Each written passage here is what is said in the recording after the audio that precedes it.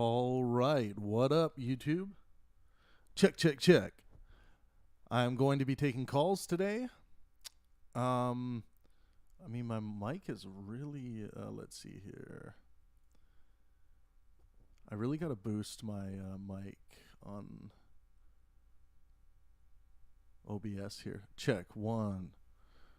I think it needs to be like 15 dB. Check, 1, 1, 2. Okay, that's better. Yeah, we are live. Going to be going live on call-in very shortly here, in about 15 minutes. Today's topic, God authority is dangerous.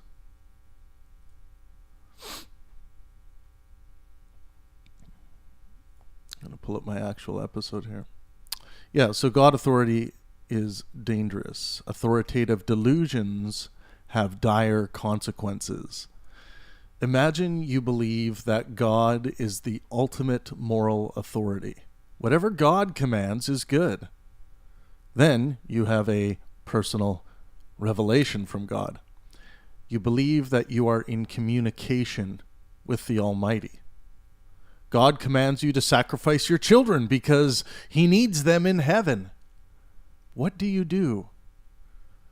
Now, if your particular God belief doesn't include a heaven, just replace that with Elysium or whatever. The Savior space. But I'm going to be taking calls for a while on call-in. Make sure you guys download the new call-in app.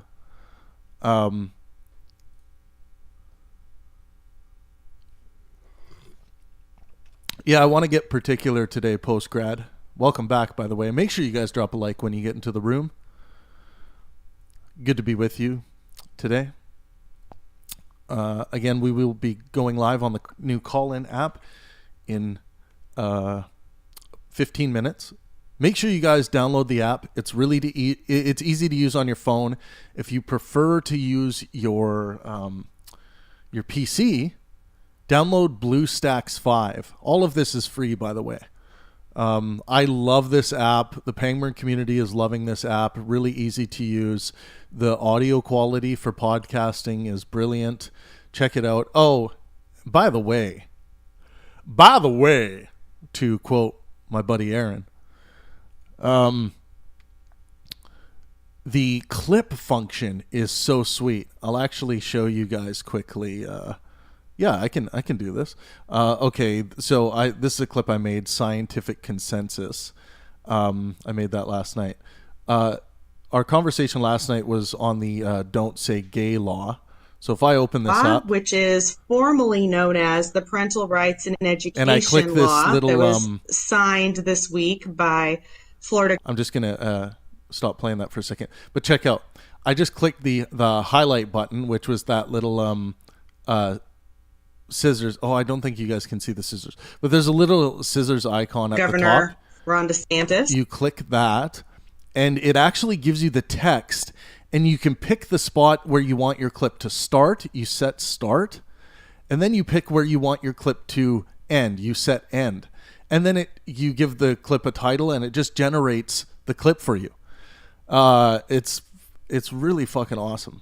So it's a super cool app. I really am enjoying it. Yeah, this is going to be a good topic today. I'm excited. We're going to get into, sure, the conversation can generally be open to why God authority might be dangerous or why it isn't, if you disagree. I think a lot of religious people, God-believing people, might agree with me on this, that God authority is dangerous, for reasons that people will, mistake delusions for what they think is God authority.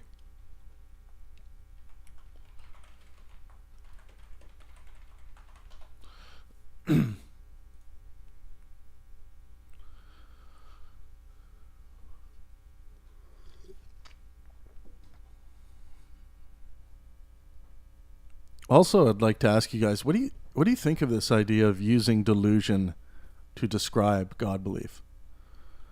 I mean, in clinical psychology, a delusion is a belief that is clearly false and that indicates an abnormality in the affected person's content of thought. The false belief is not accounted for by the person's cultural or religious background or his or her level of intelligence. So it's interesting that in this particular paper from the National Library of Medicine, it's titled Understanding Delusions, they seem to add this exemption for culture or religious background. But surely you can have cultural or religious background that is delusional, you know? In my culture, they believe that I am Superman. There. That could lead to some pretty dangerous delusional behavior, like jumping off a building when I think I can fly.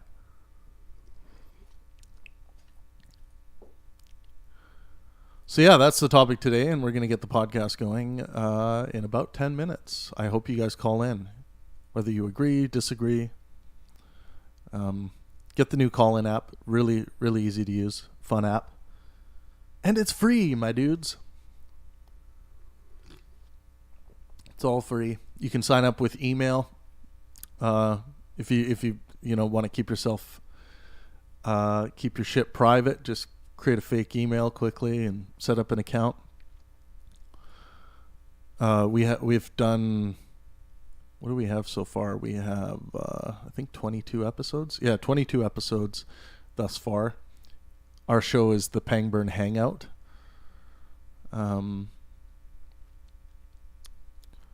Yeah, we have a lot here. You can see our catalog so far. Trans athletes, fair or not. The morality of abortion. That was a really good episode. Social justice is evil. Convince me otherwise with Mace Starwalk.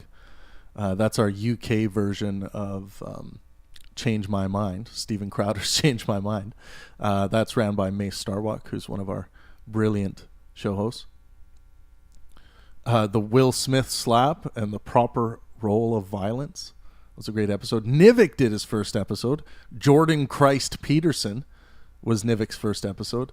Now, Nivik's next episode is going to be objectivity versus subjectivity. This is a topic Nivik loves to dive into. If you guys haven't met Nivik yet, he's fucking fascinating. Really interesting guy. Make sure you show up to one of his episodes. Don went through CRT, critical race theory.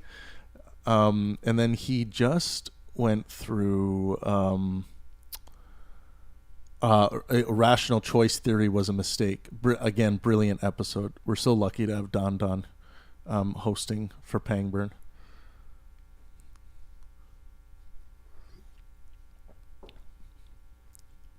Yeah, it'll be interesting to see who shows up. I'm actually going to do my Facebook shares here quickly. But I hope you guys enjoy the show.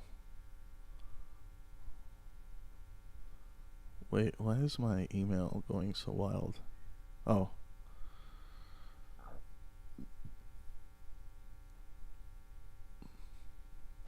So we do have a post going viral. It's so funny that on our Pangburn page, a post we shared regarding the Will Smith incident.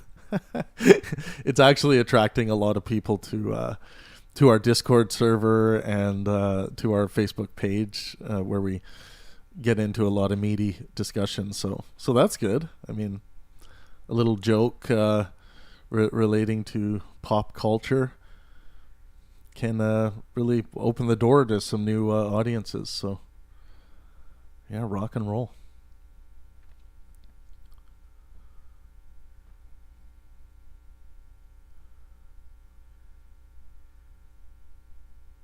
Oh, where's my thing? There it is. Let's share to all of the atheist verse.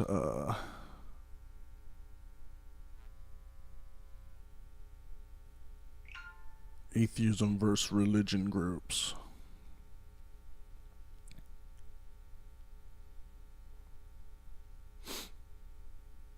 What's new with you guys? Make sure you drop a like when you get into the room.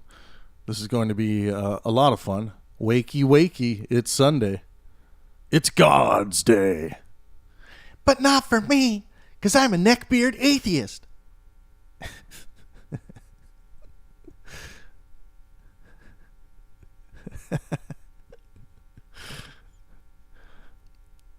A lot of people don't realize, but that's my hardcore far left voice. Oh my God, cancel him. I'm thinking of making a call-in account for that character specifically, so you may see that character show up at various moments. Oh my God. Make sure, speaking of comedy a little bit, make sure you show up to Andy Raw. You're going to see these Andy Raw episodes kind of happen sporadically. Andy is a young comedian. He's fucking brilliant. And he's got like philosophical interests. So he's perfect for the Pangburn hangout. So his show's very interesting. And it's a good time to kind of let loose and get a lot of jokes out there. It's good for cleaning the system. H.T. Cosby says the Christian God's authority is not dangerous if truly understood. H.T., I really, really hope you call in. I'm going to be live in about 7 minutes. I'm going to drop the call-in app link here. I hope you can call in. I would love to chat with you about that. My perspective currently, but I'm open to changing my mind, is that the Christian God's authority is dangerous, and I think it's unavoidable with God authority due to some realities of human psychology.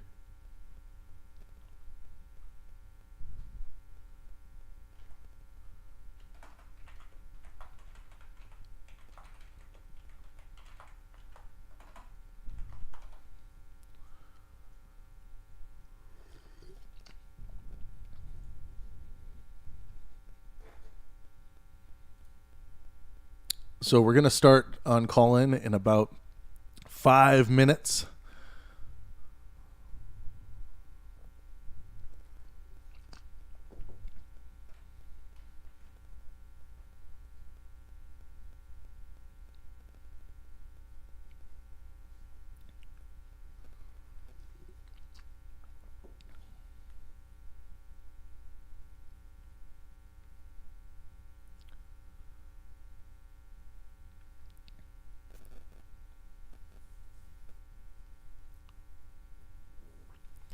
Yeah, and we're going to get into hallucinations as well, because hallucinations is going to be a key part of this topic.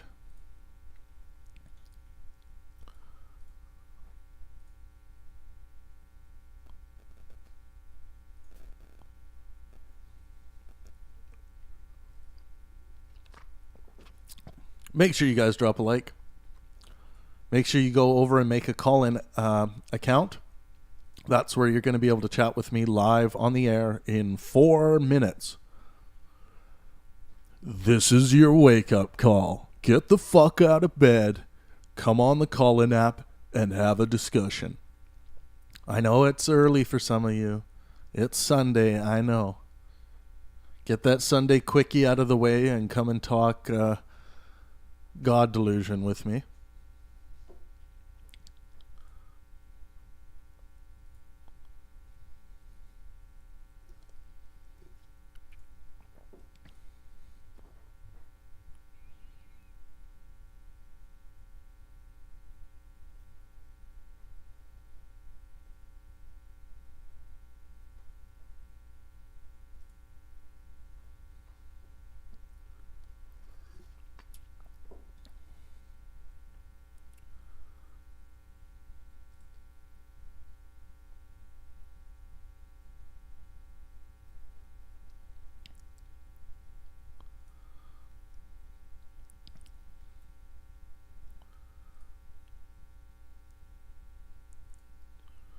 All right, I think I'm going to...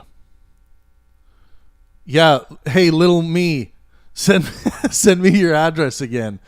You that address you sent me, it kicked back, so I have the book sitting here again. I think what I'm gonna do is just send you money for the audiobook, unless you want to give me your real address, because I'm being told I triple checked it with the post office that that address isn't real. So I don't know if you're just trolling me, but uh,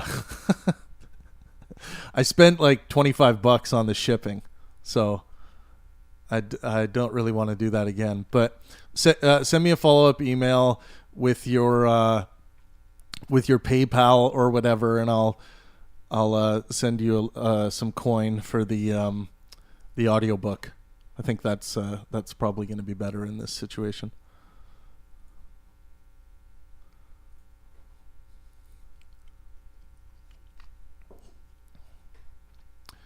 Da, da, da, da, da, da, da. You can send it to Travis at pang-burn.com.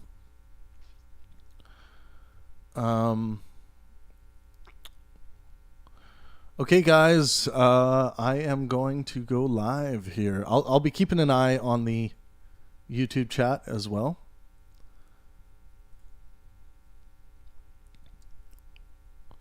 Right, we'll do a little refresh. Using this app through BlueStacks 5 can be a little bit finicky, but it's not too bad. But yeah, if you guys want to run the app, the call-in app through your PC, just download BlueStacks 5. All of this is free, by the way. I don't know. What is it doing now? Why? Oh, am I scrolling the wrong way?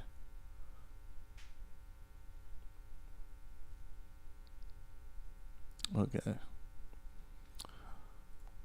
God, authority is dangerous. Start room, I think, right? Yeah.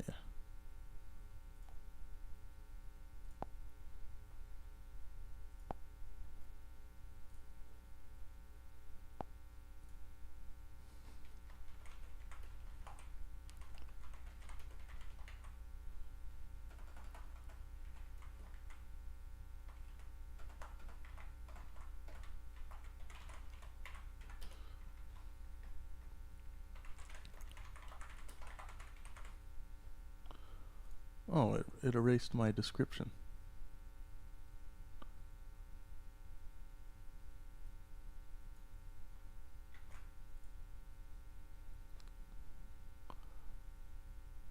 Or am I supposed to go like this?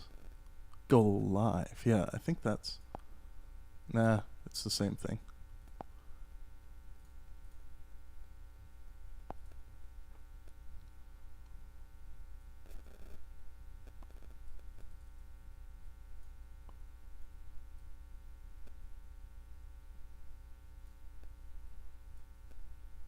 Okay, there. That worked. Perfect. We're gonna go public and start. There we go.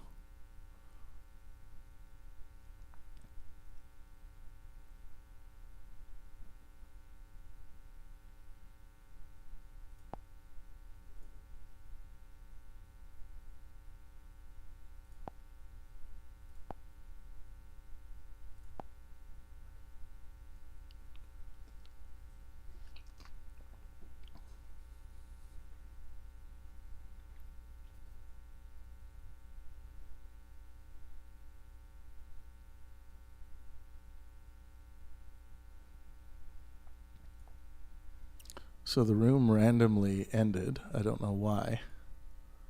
Let's try again. Ugh. It's annoying.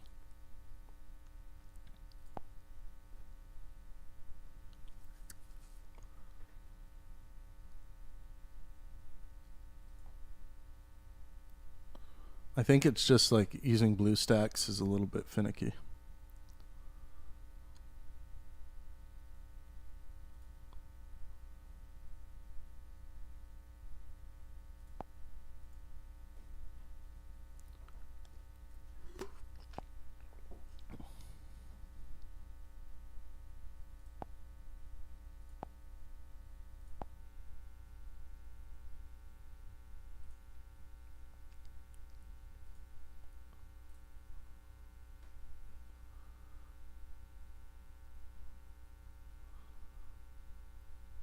right, I'm going to quit BlueStacks and reopen it because something is going on.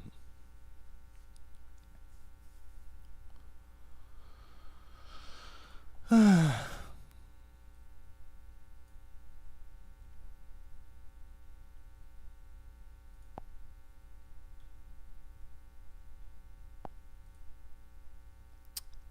right, let's go there.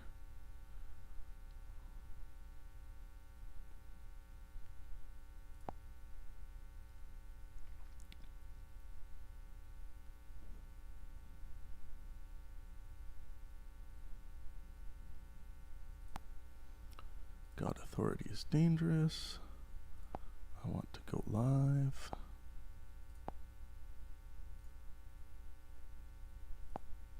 Now, if it does it again, I might have to contact technical support.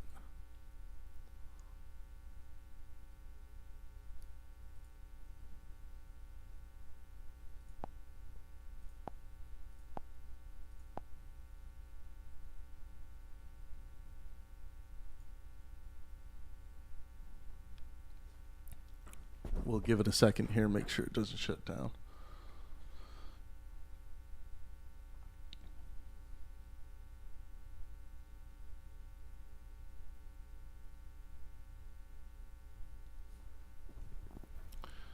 Wow, okay, so it keeps ending the room.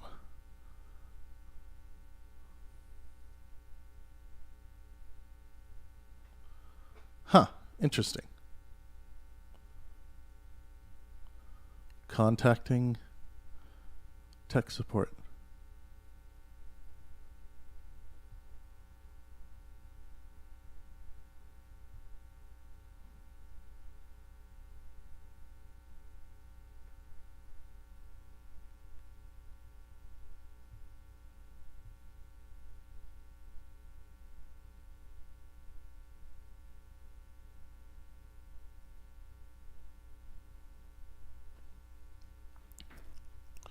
Huh, interesting.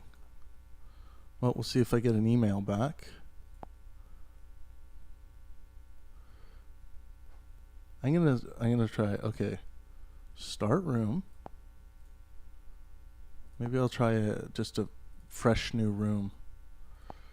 I'm gonna copy this though, so I don't have to.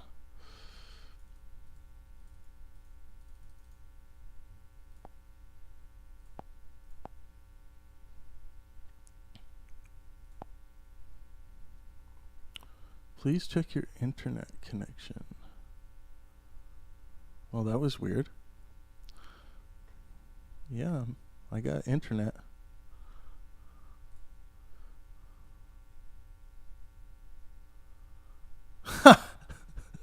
What up, Amy? Yeah, God has spoken. This episode will be smited. Okay, I'm just gonna try starting a room. Room title.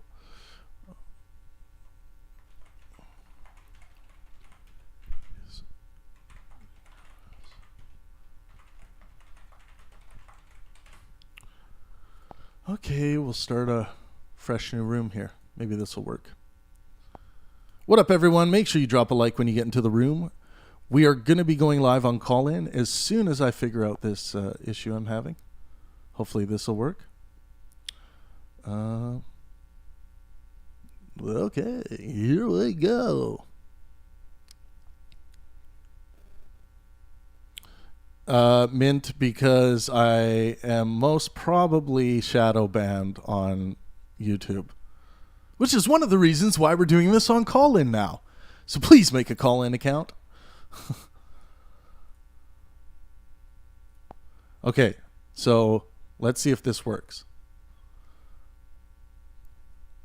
Everyone who has a call-in account, I'm going to send you an invite. Okay, the room has ended. Why the fuck does it keep doing that?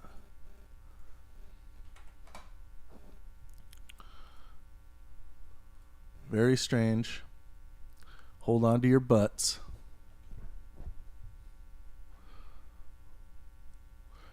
Lil Me just says Congress passed a bill decriminalizing marijuana. Good. It's about time.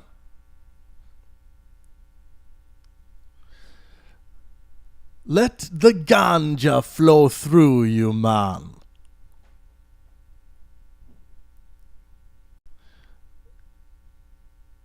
Yeah, I guess I'm gonna try going. Should I maybe try going live through my phone and then? Yeah, I don't know if tech support's gonna get back to me very quickly, so maybe I should just try going live through my phone, and then I'll try connecting through BlueStacks here.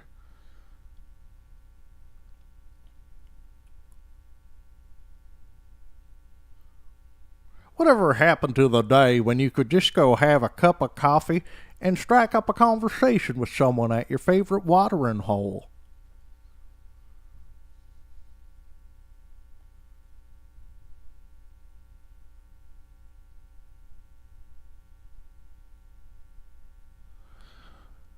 Or maybe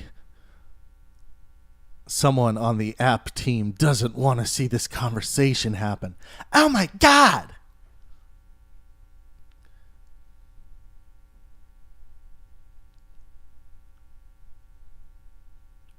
Okay, I'm gonna try starting it on my phone here. Okay, go live. Now I have to have that image here. Okay, that's cool. Public start. Maybe it's BlueStacks that's screwing me up.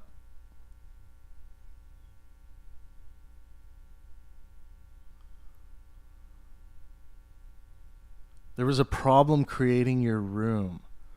Huh.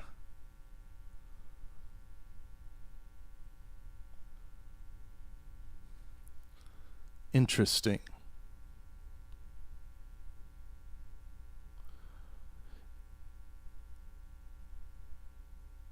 Yeah, that's what I'm trying right now, Amy. Good suggestion. Amy gets 5 gold stars.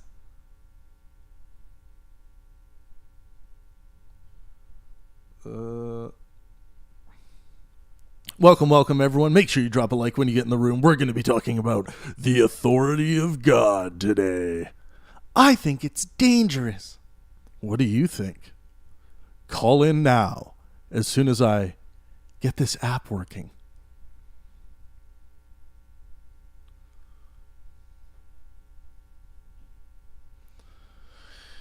Okay.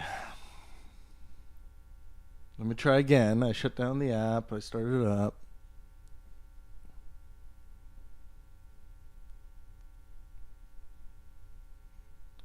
You're gonna need more than a curtsy if you want to make it in Hollywood.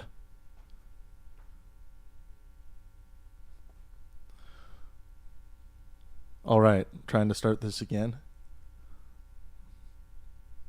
Maybe it's going to say, Travis Pangburn has been removed from this app. There was a problem creating my room. Again.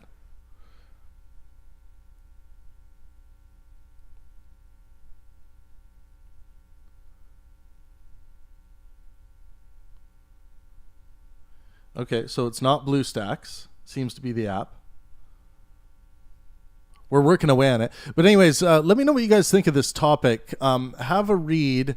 I'll post this again so you guys can have a read. So I'll also read it out to you. Imagine you believe that God is the ultimate moral authority. Maybe you do believe that. So just, if you don't, just imagine that. Whatever God commands is good. Just imagine you believe this. Then you have a personal revelation from God. You believe that you are in communication with the Almighty. So, again, imagine that you actually believe, not whether you actually are, but you believe that you are in communication with the Almighty. God commands you to sacrifice your children because he needs them in heaven. What do? So on one hand, you believe that God is the ultimate moral authority, right? And then you have this personal revelation that you believe is actually happening. You believe you're in communication with God.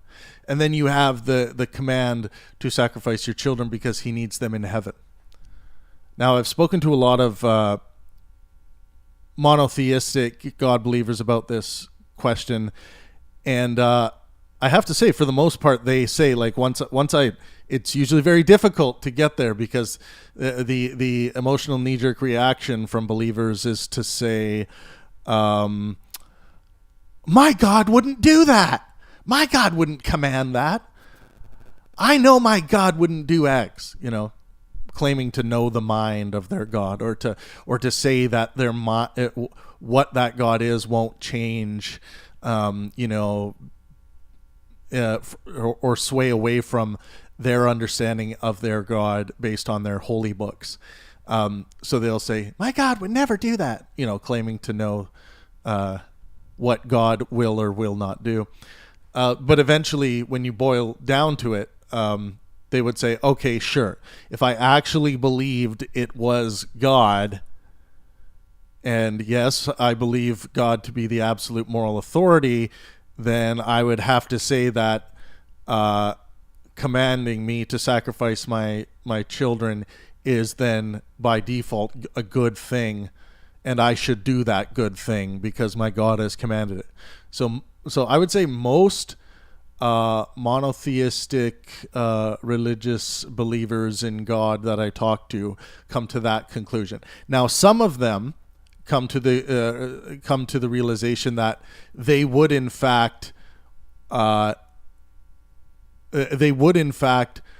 go against God's command, which is part of the reason why I talk about this topic in this way, because I want religious people to say they're not just going to do everything that they believe God is telling them to do. Because if we look at the reality of hallucination, it's this is a phenomena that could hijack people who think they are doing good, right? And we have real world examples of this. It actually happens more often than you will want to believe.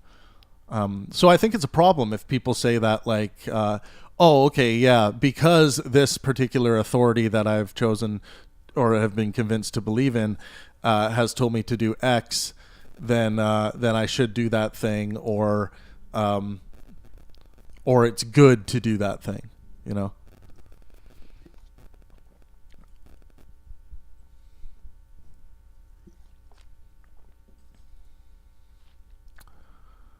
Let me try this again. Let's see if tech support has gotten back to me. I was originally going to start this at 3 p.m. Pacific time, but I wanted to start early, but the app seems to be having a problem, which is cool. I mean, it's a new app, guys. They're still working out kinks, so let's try this. Go live. Now this time I'm going to try not using the invite function, because maybe that's buggering things up. Although it didn't really fuck things up the first time.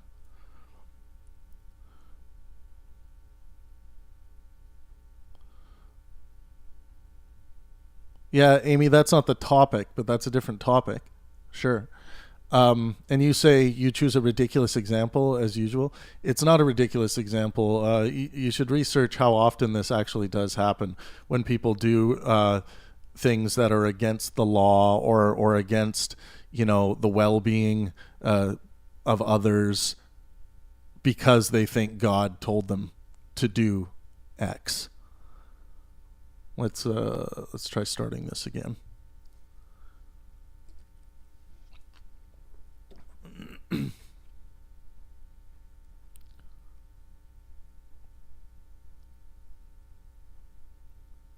Mace, you should rewatch this stream, man. We're trying. The app's having issues. Why didn't you go live on call-in? Okay, I'm going to try not doing the invite function and seeing if this stream dies or not. Let's see. Yep, see, it died again. So the room just keeps ending. So we may just do this chat.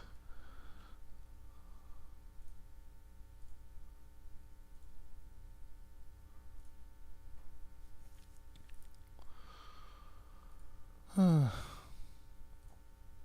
that's frustrating.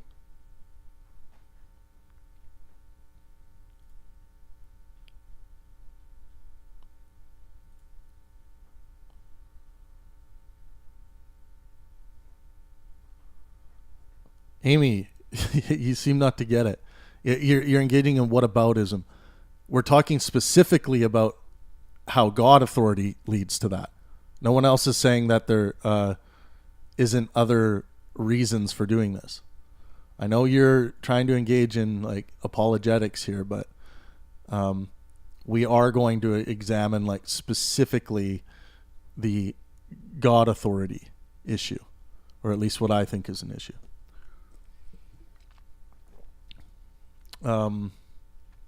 Yeah, I'm kind of waiting to hear back from the app people. Let's go. I want to. Okay. Nothing in my email yet. But what do the rest of you think?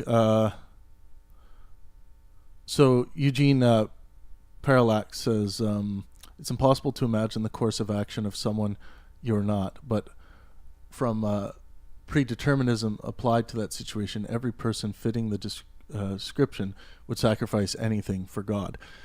Yeah, I mean, or at least profess as much. Well, Amy, I'm just saying, like that's the specific topic, but you seem to be wanting to like diverge away from it, or But I do want to hear your take on. I'd like to hear your take, Amy. Maybe you already wrote it. You said you would go see a psych doc because most likely your God isn't one to make such a request. How would you know what? How could you profess to know what is likely to come out of the quote unquote brain of your God?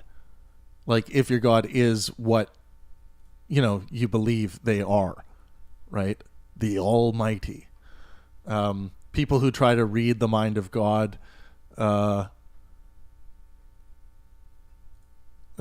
just the next person beside you is going to be like, stop reading the mind of God, or they're going to be like, yeah, you're right, or they're going to be like, no, I think the mind of God is different. There's a different take here. It's like, yeah.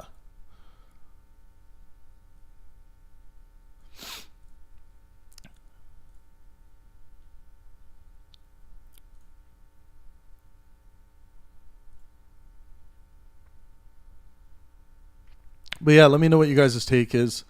Do you see a problem with putting your moral authority in God?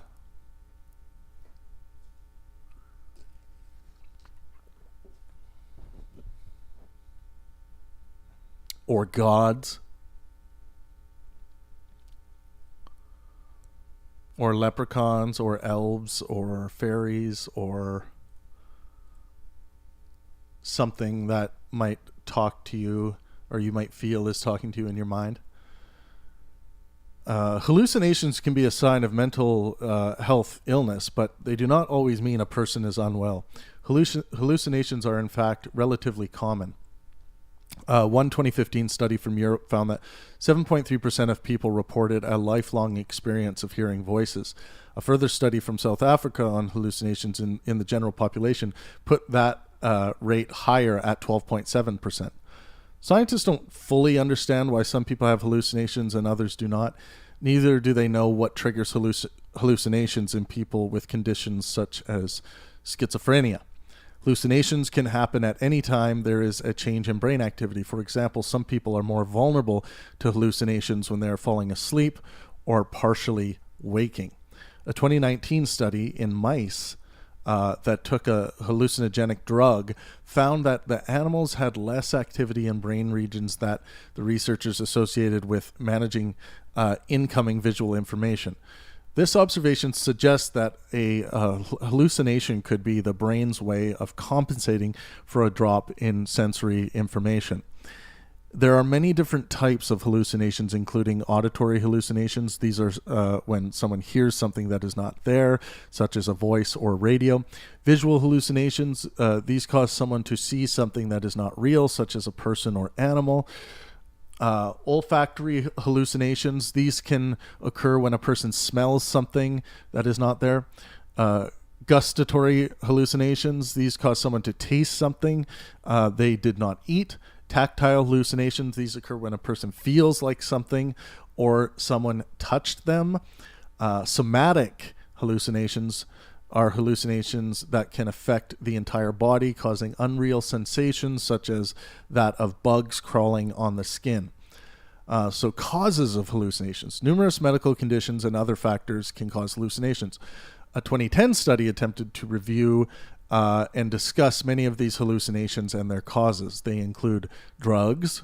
Drugs called hallucinogens can induce hallucinations. These drugs temporarily change the way the brain processes and sends information, causing unusual experiences and thoughts. LSD, salvia, DMT, and certain mushrooms are common hallucinogens. Schizophrenia. Schizophrenia is a mental health condition that changes the way a person thinks and behaves. It can also cause psychosis, which is a loss of being in touch with reality. People with psychosis may experience delusions and hallucinations and exhibit behaviors that are not typical. Antipsychotic medication may help manage symptoms, and some people function better with therapy. Postpartum mental health disorders. Many new parents struggle with postpartum depression and anxiety. Less commonly, some experience postpartum psychosis, which can cause hallucinations. An example is if a mother believes she is hearing her baby crying when the baby is not doing so. In more extreme cases, a mother may hear a voice telling her to kill her child. Because postpartum psychosis can endanger the baby and disrupt the relationship between parent and child, prompt treatment is vital. Therapy, medication, and social support can help. Anxiety and depression. People with anxiety and depression may experience periodic hallucinations. The hallucinations are typically very brief and often relate to the specific emotions the person is feeling. For example, a depressed person may hallucinate that someone is telling them they are worthless. Treating the underlying disorder can often eliminate these hallucinations. Alcohol withdrawal. Withdrawal from alcohol can cause hallucinations, especially in people who experience a severe withdrawal syndrome called delirium tremens. A person with delirium tremens may also become very sick, vomit, or shake. Symptoms usually disappear after several days. Then we get into dementia and other brain disorders. Dementia progressively damages the brain, including regions involved with sensory processing.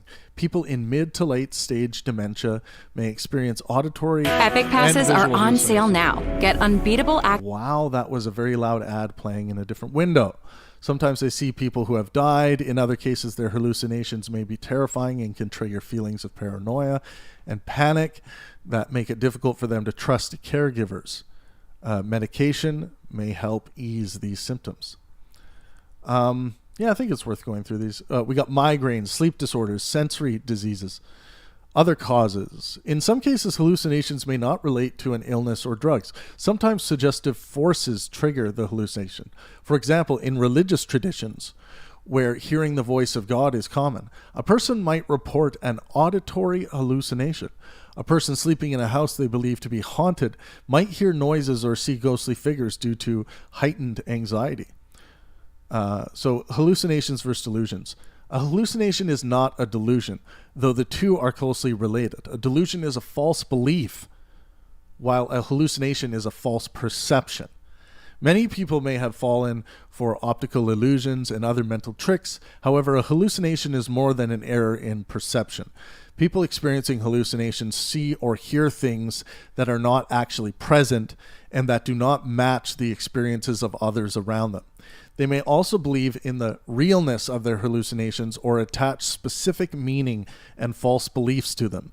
These attached false beliefs are the delusions. Other symptoms of hallucinations: changes in brain function as a person ages, unusual beliefs, depression or anxiety, visual or hearing problems, paranoid or aggressive behavior, belief in conspiracies, seizures, headaches. So if you're experiencing any of these, please go in and check with your doctor. What up, Traversable? Welcome, welcome. What up, Juan?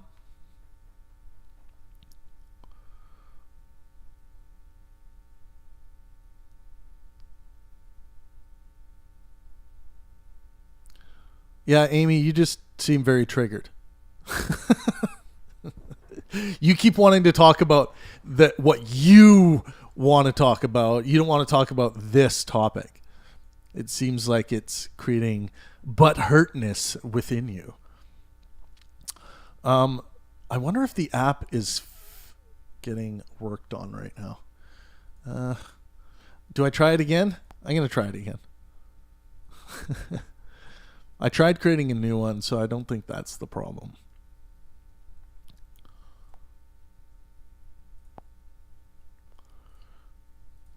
Let's go live.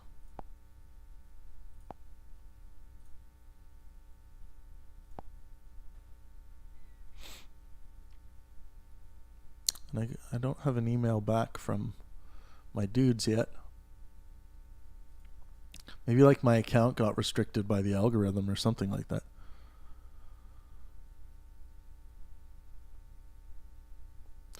Yeah, Traversable, you're so right. If you try to help psychotic people, they will make you enemy. This is why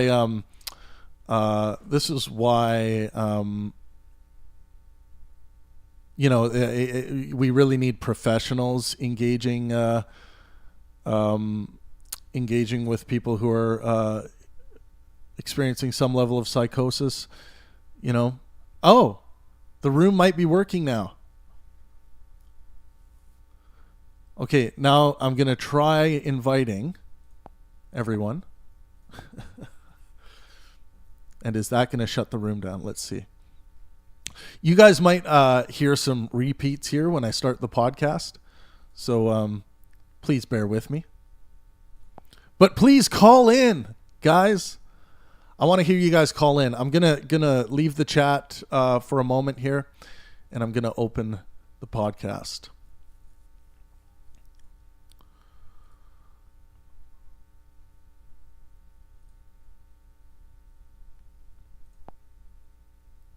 All right, everyone. We are live again. Welcome, welcome. It's Sunday, April 3rd. Today's topic: God authority is dangerous. This is a claim I am happy to defend, and it reflects my current belief. Authoritative delusions have dire consequences. Imagine you believe that God is the ultimate moral authority. Whatever God commands is good. Then you have a personal revelation from God. You believe that you are in communication with the Almighty. God commands you to sacrifice your children because He needs them in heaven. What do? So this is, we're going to be hyper-focused on this scenario today. If you are a God believer, or you believe that God is an ultimate moral authority, I would love to hear from you. So please call in. You can call in as well if you don't believe that, but I'd like to get your reaction to this particular scenario. Now, I talk to a lot of religious people. I've hundreds, if not thousands, of conversations annually on this topic, and for the most part, the more fundamentalist, monotheistic religious believers, when I eventually... So the first emotional knee-jerk reaction to this question is, my God would never do that. My God would never command that. And then we get into a discussion. In order for this hypothetical to work, we have to try to imagine that you believe that you are in communication with the Almighty. That's an important part of this hypothetical. Now, a lot of people want to, get away from that by saying like, oh, I wouldn't believe my God would ever do that, or I don't believe. But we're trying to look at the scenarios where you are convinced that you're in communication with the God that you believe to be the ultimate moral authority. We're talking about the Abraham situation, right? And it doesn't have to be Abrahamic God belief. It can be whatever God belief, whatever God, maybe you've constructed your own God and you believe them to be the ultimate moral authority. But what do you do when your ultimate moral authority tells you, commands you to sacrifice your children because, for whatever reason? Is it good by default? So the most common answer and response I get once we deal with the hypothetical and make sure everything's straight is that the more fundamentalist religious believer is going to say, yes, then in that case, I should sacrifice my children to God with all of those things, being believed, because I do believe God to be the ultimate moral authority. Now, there's also the less fundamental religious believers who will say, you know what, in this case, I would override my God's wishes, even though it would make more sense, it would be more consistent for me to sacrifice my children. But, in these cases, these less fundamental religious beliefs seem to create this new moral authority for in specific instances. So it's so those are the two most common answers. I'd like to hear your guys' thoughts.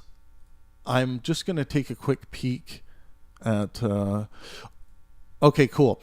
And I wanted to go through hallucinations quickly here. And of course, you guys surely are aware that parents killing their children because they think God told them to happens and continues to happen on our planet, right? Whether, and of course this has happened, through the Crusades and through all kinds of wars.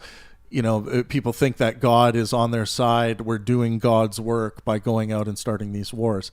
But specifically, I want to focus today on the individual and what can happen in an individual if they surrender their moral authority over to something that could that their mind could trick them into doing something morally repugnant or illegal, and I say morally repugnant based on my moral foundation of maximizing well-being. So let's look at hallucinations quickly, and then we'll jump into calls. So what to know about hallucinations? Hallucinations can be a sign of a mental health illness, but they do not always mean a person is unwell. Hallucinations are in fact relatively common.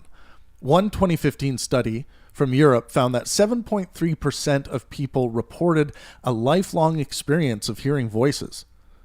A further study from South Africa on hallucinations in the general population put the rate higher at 12.7%. Trav is going to take a sip of his coffee. Scientists do not fully understand why some people have hallucinations and others do not. Neither do they know what triggers hallucinations in people with conditions such as schizophrenia. Types of hallucinations. Hallucinations can happen anytime there is a change in brain activity. For example, some people are more vulnerable to hallucinations when they are falling asleep or partially waking. A 2019 study in mice that took a hallucinogenic drug found that the animals had less activity in brain regions that the researchers associated with managing incoming visual information. This observation suggests that a hallucination could be the brain's way of compensating for a drop in sensory information. There are many different types of hallucination, including auditory, visual, olfactory, which is when a person smells something that is not there.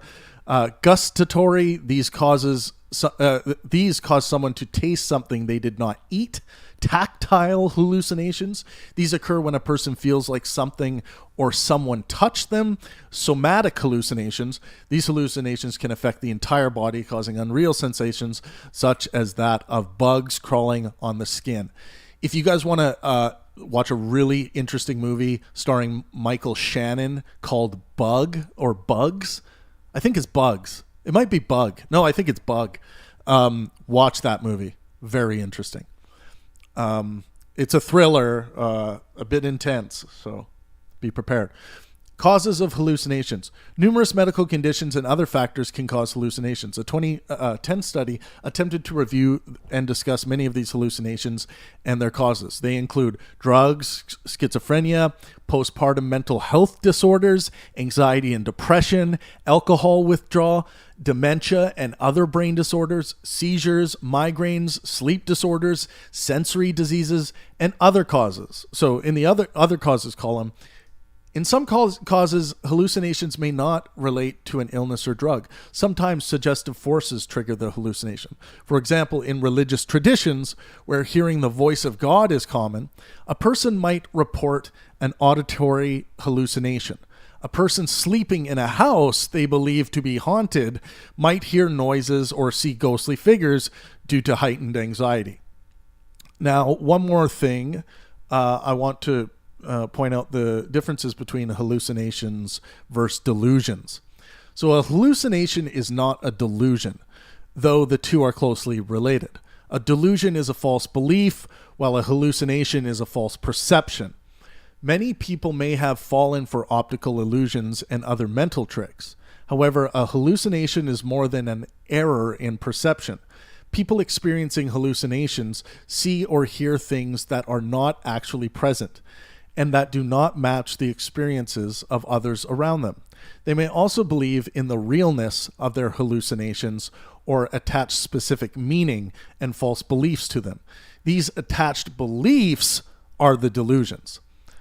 And then other symptoms of hallucinations, just changes in brain function, unusual beliefs, depression or anxiety, visual or hearing problems, paranoid or aggressive behavior, belief in conspiracies, seizures, and headaches. So I just wanted to give you guys some of that base information. I think it's important for this discussion. Please jump into the caller queue. I want to hear your guys' take, whether you think God authority is dangerous or not. Those of you who are watching on YouTube, please consider calling in. I'm going to give you guys the link right here. Join us on the new call-in app. It's a lot of fun. I've really enjoyed it so far. And Mace, you're up, man. What do you think? I think if you believe that there is a being that is simultaneously the arbiter of morality and capable of communicating with you telepathically, then you are one bad dream away from committing murder. The reason for that is that you have no way of telling the difference between a telepathic message from the arbiter of morality and a simple bad dream or intrusive thought. Yeah, I have to agree with you on that. And yeah, the problem comes in is like as soon as you're convinced that you are having a personal experience with God, as soon as you're convinced about that, what the hell does your reasoning even stand for? Like how does that even weigh against what God is telling you, or what God is commanding of you? How would someone who has already submitted to God as their moral authority, how could someone even refute that, who believes that?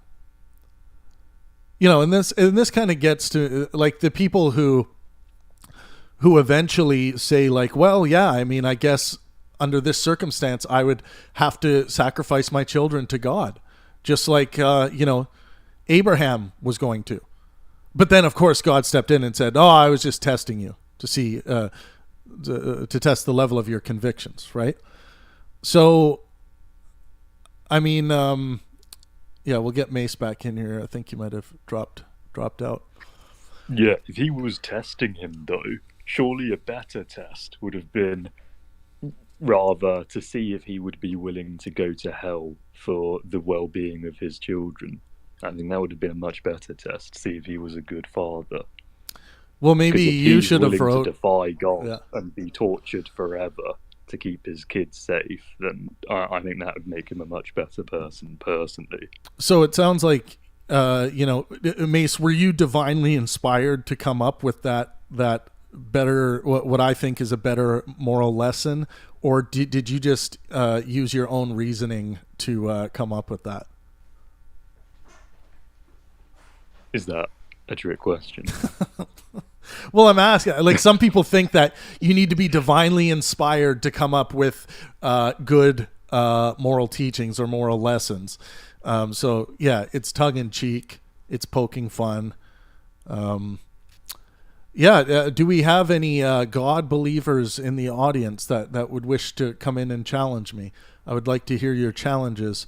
How would you guys react in this situation? Would you sacrifice your children like God commanded you to? Or would you say, no, God, I'm not doing this. Even though I know you are the ultimate moral authority, I'm not doing this to my children. Or do you think that this God moral authority nonsense is just human beings making things up, and people are still have this bug of God getting in the way of them being let's say maximizing their well-being in their life?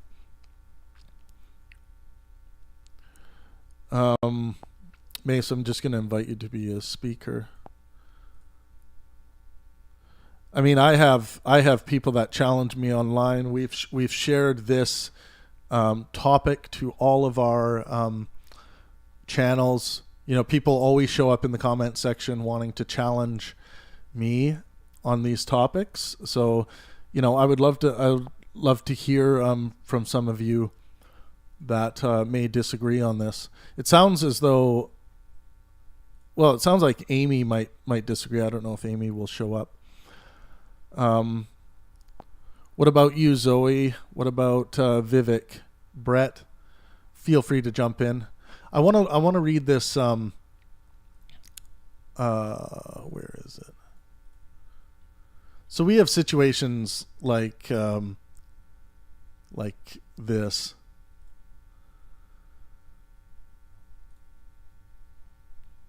Okay, here it is. Where is that? Oh, yeah. Woman thought God told her to kill sons. This happened in 2004. In opening statements Monday, a Texas prosecutor described how a mother smashed the head of her infant son with a rock and then led her two older boys outside and did the same to them, killing the two oldest boys. Deanna Laney, 39, has been charged with 2 counts of murder in the deaths of sons Joshua, 8, and Luke, 6, and a single count of injury to a child, Aaron, her 15-month-old, who survived the attack. The prosecution's first witness in the Tyler, Texas trial was the 9/11 operator who identified the tape of Laney's dispassionate call saying that she had killed her boys with a rock. Laney sat through opening statements with her head bowed, crying softly. She has pleaded not guilty by reason of insanity. Prosecutors have chosen not to seek the death penalty in the case.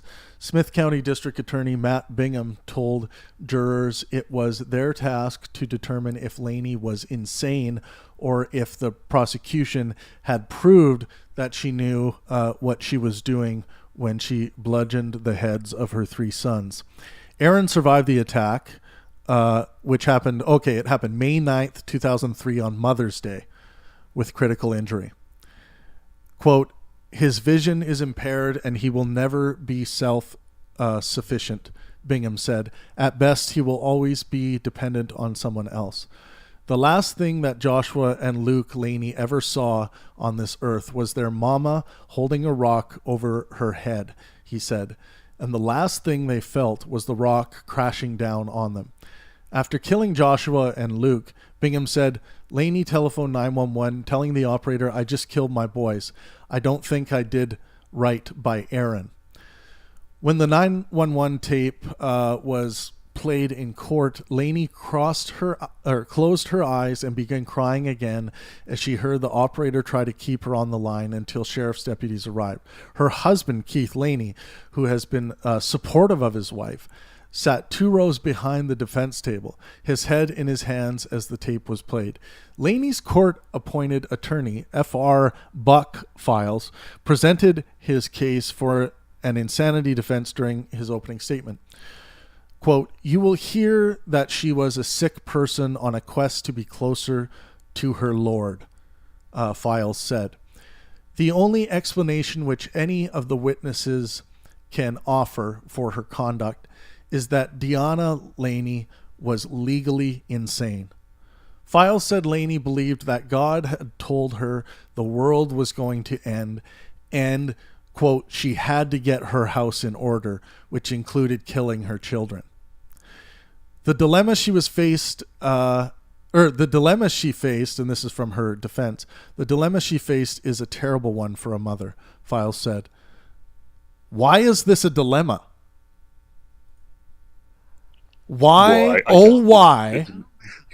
is this a dilemma for a parent? So the dilemma from her point of view is either you kill your kids or you go to hell and be tortured forever. This is what I'm talking about. Like for someone to say, wow, what a dilemma she must have faced, for a person of sound mind, they should say, there is no dilemma here. You don't kill your children. Dave, what's up, brother? What do you think of this topic? I think that Laney is obviously trying to get an insanity plea, and that probably none of this happened. Like you think she might have killed her children, just like... I think she killed her children, and she wants to use this to convince a court that she's insane. Right. Under some religious delusion so that she doesn't get the death penalty. And that her attorney is really encouraging her to go along with this so that she can get an insanity plea. I don't think this actually happened. Could have. I could be wrong, but I think most plausibly it didn't happen. Okay, so you think because the evidence, yeah, and this is where things get hard, right? How much weight do we put on what a murderer or a school shooter says in their manifesto? It's like, sure, in criminology, we have to take some of this stuff with a grain of salt, right? There's a really interesting series of videos that show you what... there are some interesting YouTube series out there that show good representations of what an actually insane person looks like. Mm-hmm. And it's very different. They have no sense of self-preservation. Yeah. They'll straight up tell you that yeah, I killed my children because God told me so. Kill me if you want. I'll be in heaven with, like they won't care about themselves in that way. Right. Yeah. It's I've seen like men kill their wives, like because they were cheating on them or something, and they found out, and you've seen men kill their wives. Stories, you motherfucker! I'm gonna kick you out. No, but I've seen stories of men killing their wives, thinking that they had some religious justification in the Bible, for instance, to do so. Because of adultery, right? And then they seem to be much less apologetic. Like they're sitting in court and they're like, "Yep, I believe my Lord gave me the authority to do this." Yeah, so that person strikes me as a little bit fucked up in the head. Like they might belong in an insane asylum. But you think this mother is just, this is her best defense. But what about when she called in, right? Like in her 911 call, it seems like she was thinking this ideation when she called in. Was that before or after she killed her kids? This would be like moments after, right? Yeah. See, I think that she was trying to think of a way right then to not go to jail. But I could be wrong. Maybe she did have some kind of delusion and actually thought, maybe she was like in some weird like comatose sleepwalking state. Like that happens to people too. I don't know. I don't want to speculate too widely. I just think that a lot of people will use this as an excuse. Because we live in a religious society and people will... Just to be clear, Dave, do you think this woman was sound of mind? No. I don't think anybody sound of mind kills their kids. So she is insane then? Probably. The question is if she was criminally insane at the time of the act, but that's like a legal question. You don't want to get... So Dave, are you a God believer? I routinely decline to answer that question on the internet, but there's a variety of God concepts that I feel are more plausible than a variety of God concepts that I feel are quite implausible. Yeah. And that's my criticism of this scenario, right? I think it's really this scenario that you've cooked up here, and I've heard you ask people this question before, Trav. Yep. And my concern, I think it relies quite heavily on theology and what someone's God concept is. And if you're talking to a person who has a God concept, you have to use their God concept. I guess if you're talking to like a very literalist, everything in the Bible happened exactly the way that it says it did type Christian, that this scenario not only could happen, but has happened.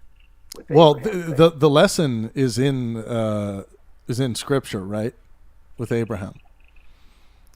Yeah, right. So that those kinds of people that think that actually happened might have like a conundrum on their hands here that they need to think about. Yeah, but you're making it sound like this is rare. I don't think it's rare. I just don't think that when you're talking to somebody like... Yeah, I didn't the sophisticated theists, like the academic philosopher type, like the God of the philosophers, who's like this timeless, omnipresent, greatest of all possible beings type thing. If you're talking about a God concept like that, then it becomes kind of contradictory to posit this scenario, because it's if I say my God, if I say I believe in God, and you say, what do you mean? And I say, well, it's a being worthy of worship. And then you ask me, well, what if a being worthy of worship ordered you to kill your kids? And it's like asking me, like, what if a bachelor was married? You're positing something. No, it's not at all, Dave. If you claim that, this thing is the greatest good and moral authority, and you submit to that, if you make a judgment about a command that is made that you believe is being made to you, then you're claiming to be greater than that God and its authority. Well, I think if I have a God concept of a being that is the greatest possible being, then if a being presents itself to me and does something which is proof positive that it isn't the greatest possible being, then I no longer believe that either that I no longer believe in God. I might believe in this like metaphysical dickhead that goes around doing dickish things to people. How do you know that that's a dickish thing, Dave? To ask you to sacrifice to kill your children. How do you know that that's not actually like your ape brain can't comprehend how that could be the actual moral good here? You're just deciding that it's not. When I say, but it's kind of, the ability to use your own reason is kind of a prerequisite to all of these scenarios. Like when I come up with the God concept and I say it's the greatest possible being, I already have some idea of what that means. And so I'm not just going to shoehorn any, like if maybe there are these weird ethereal spirits that can come talk to you in dreams, who knows? If I'm not just going to shoehorn any being that tells me anything into what my concept of God is just because. I know you're not, Dave, but people who actually believe that God is the ultimate moral authority and everything that God says is good by default, like Bruce in our server, then that is by default a good thing. That commanding you to kill your children is by default a good thing. Now could someone like Bruce actually carry out God's command, even if they thought it was the good thing? Because by default, God only commands good things. Some religious believers will say, no, I couldn't do it, even though I know it's the good thing to do, and they wouldn't do it. But other people will say, yeah, I have to do it. In this scenario, I would have to do it. Yeah, and that's troubling. But it is troubling. But what I'm saying is that, it's a perfectly fine answer if someone says, well, like if Bruce says, my God concept only commands good things, and this is not a good thing. And so if this were to happen, it would be proof positive that my God concept is wrong. It doesn't exist. And maybe that means that either the God as I believe in God doesn't exist, and this thing does anyway, or this thing exists in its place, or that this thing isn't God. And that's a fine answer to give, because what your question was what if the God you believe in comes and does this? And for people that have certain God concepts that they believe in preclude this scenario from happening. And so it's proof, if this scenario did happen, it's proof positive that God concept either isn't real or isn't manifesting itself right now. And I think that's a fair answer to give. Yeah. So Dave, I agree with you. Like I ultimately want people to respond from, their belief in God. And I just don't know like if you believe in God or not, or what your concept of God is. So of course we can have conversations about different concepts of God, but I would challenge you in your conversations about God belief and God as the ultimate moral authority to posit this question and see the responses that you get. When I started asking this particular question about 10 years ago, is kind of when I started asking this routinely. The majority of the time I'm speaking with the more fundamentalist type monotheistic religious believers. When we finally get down to the brass tacks of it, they think almost all unanimously agree that it would be good to kill the children in this case. But could they do it, or would they fail their God's command? So there are some that say, yeah, I would fail my God here because I wouldn't kill my children. But unfortunately, like I've done live streams where I've had parents literally playing with their children on video while I'm talking to them, and they stare into the camera and say, "Yeah, I would kill my children if I knew it was God telling me to." It's of course it's the greatest moral good, and they have their children crawling all over them on screen when I'm talking to them about it. And these are and these aren't like. These aren't people that are otherwise evil, right? They're just living their lives. They're working. They're raising children. Like they're in a loving way. It's them. I would probably agree with them on many many of the ways and practices that they're employing when raising their children. But that answer is disturbing to me. It is disturbing, but I think that I think it was Mace that said this, and then you just kind of agreed without any pushback. But Mace kind of had said, well, these kinds of people are one bad dream away from murder. And I find that hyperbolic in the extreme, because you still have to be convinced that you weren't just having a bad dream. These people obviously know that bad dreams are things as well. Yeah, I think that's a good critique of what Mace claims. So, because I've had lots of dreams where it has appeared that a being that could have been God is talking to me, and I've never once thought that wasn't just a dream. That's a crucial step.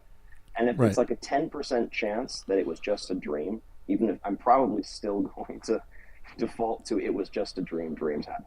So I just think that's hyperbolic in the extreme. Mace, do you have go ahead. Yeah, my response to that is because, and you can correct me if I'm wrong here, but it seems like deep down you know your God doesn't really exist. I don't see why that would be the case. I can believe that my God exists and also that I have dreams all the time. And then I'm still left with this problem of distinguishing between something that was... You said it yourself. You said it's because you have no way of telling whether it was a dream or a command from a God.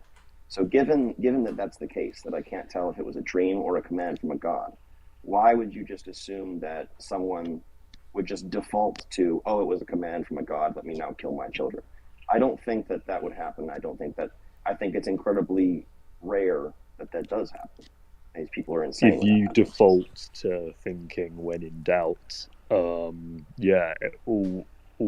if I dream about God, then it's probably a telepathic message from him, then you probably genuinely believe in God. If you default to thinking, it's just a dream, sounds like you don't really believe it. No. Why on earth would you say that? If I can believe in God and believe in dreams, those two propositions are consistent. I can have dreams about God, and I can have, like, if I'm taking the position of the Christian theist for the sake of the argument here, I can believe in dreams and believe in God, and I can believe in dreams that are about God that are dreams, and I can believe in God in my dreams. Does your God send you all of your dreams? No. Why would I didn't say that? Most Christians would say Yahweh is responsible for their dreams. Well, only in the sense that they say he's responsible for everything. Like the iPhone that I'm holding was formed from atoms from the Big Bang that were designed by God. But you don't actually think that God is like relaying dreams from some like metaphysical dream server to your brain every night. Right, that's not what's going on. Well, some people, Dave, Dave, people who believe in like the grand design theory of God, like they're going to say that everything is part of God's plan, right, including your dreams. But that doesn't. But that's not like when you say in the sense that Mace was asking, does God send you your dreams? In the sense that He's responsible for what dream you're having, like only in that sense, and like the same sense that God was responsible for how many cups of coffee I drank. Something on this. I do want to focus more on people's individual beliefs and their defenses. But Dave, I really appreciate the call, man. Yep. Please hang around. Yep.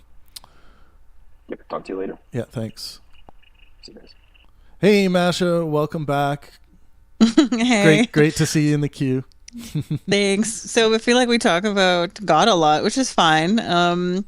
I think of like from the example that you brought up, there's like some complicating factors, like how fragile like perception and cognition and like your mental state is. And so in the example you brought up, like based on the age of her youngest child, like there's probably some postpartum psychosis happening. Definitely. Do you know what I mean? Yeah. And I mean that like it. Yeah. Yeah. So then we're brought to like other, like religion is a kind of like a template, right? To a large extent on how to live and what you believe and stuff. So much so that Catholics even have a manual about what to believe called the Catechism, right? Yeah. And so the society in general also tends to have templates about how to do madness, basically, right? Like in other cultures, the way that you do madness is like much more like funny, right? Like you become like the town ridicolo. You're just like a clown, and you're not harming anyone. But it seems like in the West, it's more and more like violent. Like madness becomes violent, becomes about pushing people in front of trains, becomes attacking them from behind, and so forth, So I Right. think that maybe there's a conversation to be had there. And I agree with you that organized religion does set a template for madness that is very, very destructive, right? And so instead of like, yeah, I mean, this whole instruction from God to Abraham to sacrifice his child. That also involves a belief in the afterlife, Yep. right? So if your Of belief course. system Yeah. includes, yeah. So where you quoted the mother that murdered her children, that like the end was nigh, basically, right? I could definitely see her belief system playing a huge role in that, and potentially even thinking that she's sending them to a better place, Yeah, right? yeah, and you know what, this does happen, like Yeah. and a person becomes convinced that the good thing to do is to send them to heaven to be with God. And I mean, Mm-hmm. I'm a criminology buff, so I fall Mm-hmm. asleep to interrogations and Mm-hmm. legal cases playing out in court.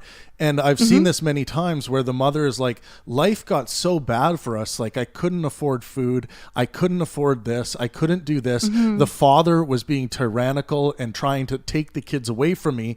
And she Mm-hmm. goes and drowns her kids in the tub and fails, her attempt to commit suicide for herself so that she could also go with them Mm-hmm. actually ended up failing. I'm referencing a particular case. I'll have to Is it find Andrea it. Yeah, Yates? yeah, Andrea Yeah, Yates. yeah, Yeah, where she put them exactly. in the hot tub. Yep, Yeah, yep, yeah. yep. And she Mm-hmm. drowned her kids. And look, and if we're to Five of them, understand, right? yeah, Yeah. 5 of them. If we're to understand the phenomenology of the mother and try to understand what her experience is like, of course she is believing that it's much better to send the kids, even though there's going to be the moments of suffering and the act itself feels just terrible, but the ultimate payoff is worth what she has to do because of her Mm-hmm. belief. Mm-hmm. Now this question that always begs at my mind is, if this concept of the afterlife, if this concept of God did not exist in that situation, would she have made that, if when she engages in that same calculus when things get really bad, would she have erred on the side of, oh, it seems like death is preferable to life here, even though there is no Mm-hmm. Mm-hmm. afterlife, or Mm-hmm. would she have put her children up for adoption and gave them a Yeah. chance to live? Yeah. Well, I totally have a proposition like for exploring that, as a kind of mental exercise. So I have two things here. One is that these kind of child, and like also we have to include like on that pile, like male family annihilators, right? Like there's lots of fathers, like Oh hell even yeah, recently I that, have one right yeah. here queued up. Yeah. Oh wow, yeah, that one dude that like shot his eldest child in the back as he was trying to flee, right? Yeah. But anyway, so if it's only about religion, like Latin America has a huge number of really fervent believers, yet this is not a widespread phenomenon there. Yeah. Did you know that? Yes, yes. And Yeah. I mean, it's mostly Catholicism down there, right? Yes. So, Yeah, yeah, and you yeah. know what's something interesting about that? That in Catholicism, we have this possession belief, like that people Mm-hmm. can Mm-hmm. become possessed. And I Yes, by wonder, demons, yeah. yeah, and I wonder if That that works. replaces the Yeah, and that phenomenon? works in the Interesting. favor, you know? Interesting. Yeah, yeah, that's interesting. So then the other kind of like case study that I would propose is there's a book by Toni Morrison called Beloved. that is based on a real like historical thing that happened, which was that an escaped slave woman who was just about to be caught by slave catchers. Like I think she had made it to a northern state where there wasn't slavery, but they were allowing slave catchers to come and retrieve people who had escaped. She had just had, I think, like she had like a 3 or 4 month old infant, and she was like hiding out in this like burnt out house with two older children, and they had caught up to her and they'd surrounded the place, and she was observed taking her infant and taking him by the ankles and smashing his head against the door frame before they could come and grab her. Yeah. And that there was no belief in her that he was going to a better place. It was just that her experience as an enslaved woman was so horrific that she didn't want that for her child, no matter, like there was just no hope in her. And so they grabbed her before she could before she could kill her other two children. But that there's like, you know, a whole brutal, horrible book, like fiction, like a fictionalized account of that. Well, I've just added to answer it your question, right, to my reading list. So thank you. Yeah. So yeah, that is all that I wanted to contribute. Awesome, Masha. Well, I'm gonna invite you to speak up here if you're interested. Guys, please jump in and join us. I'd love to hear your take, Jason. I see you've joined us. John, please jump in. It looks like you had a question about my moral outlook.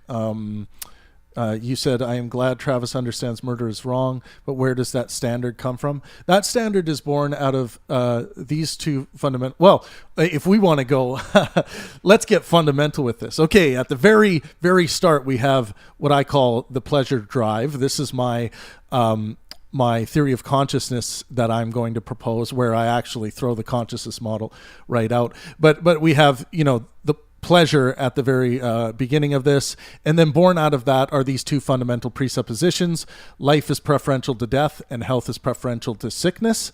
Now those just come out of, you know, for the pleasure of choosing those two things, because I find it pleasurable to live instead of die, and to be healthy instead of sick.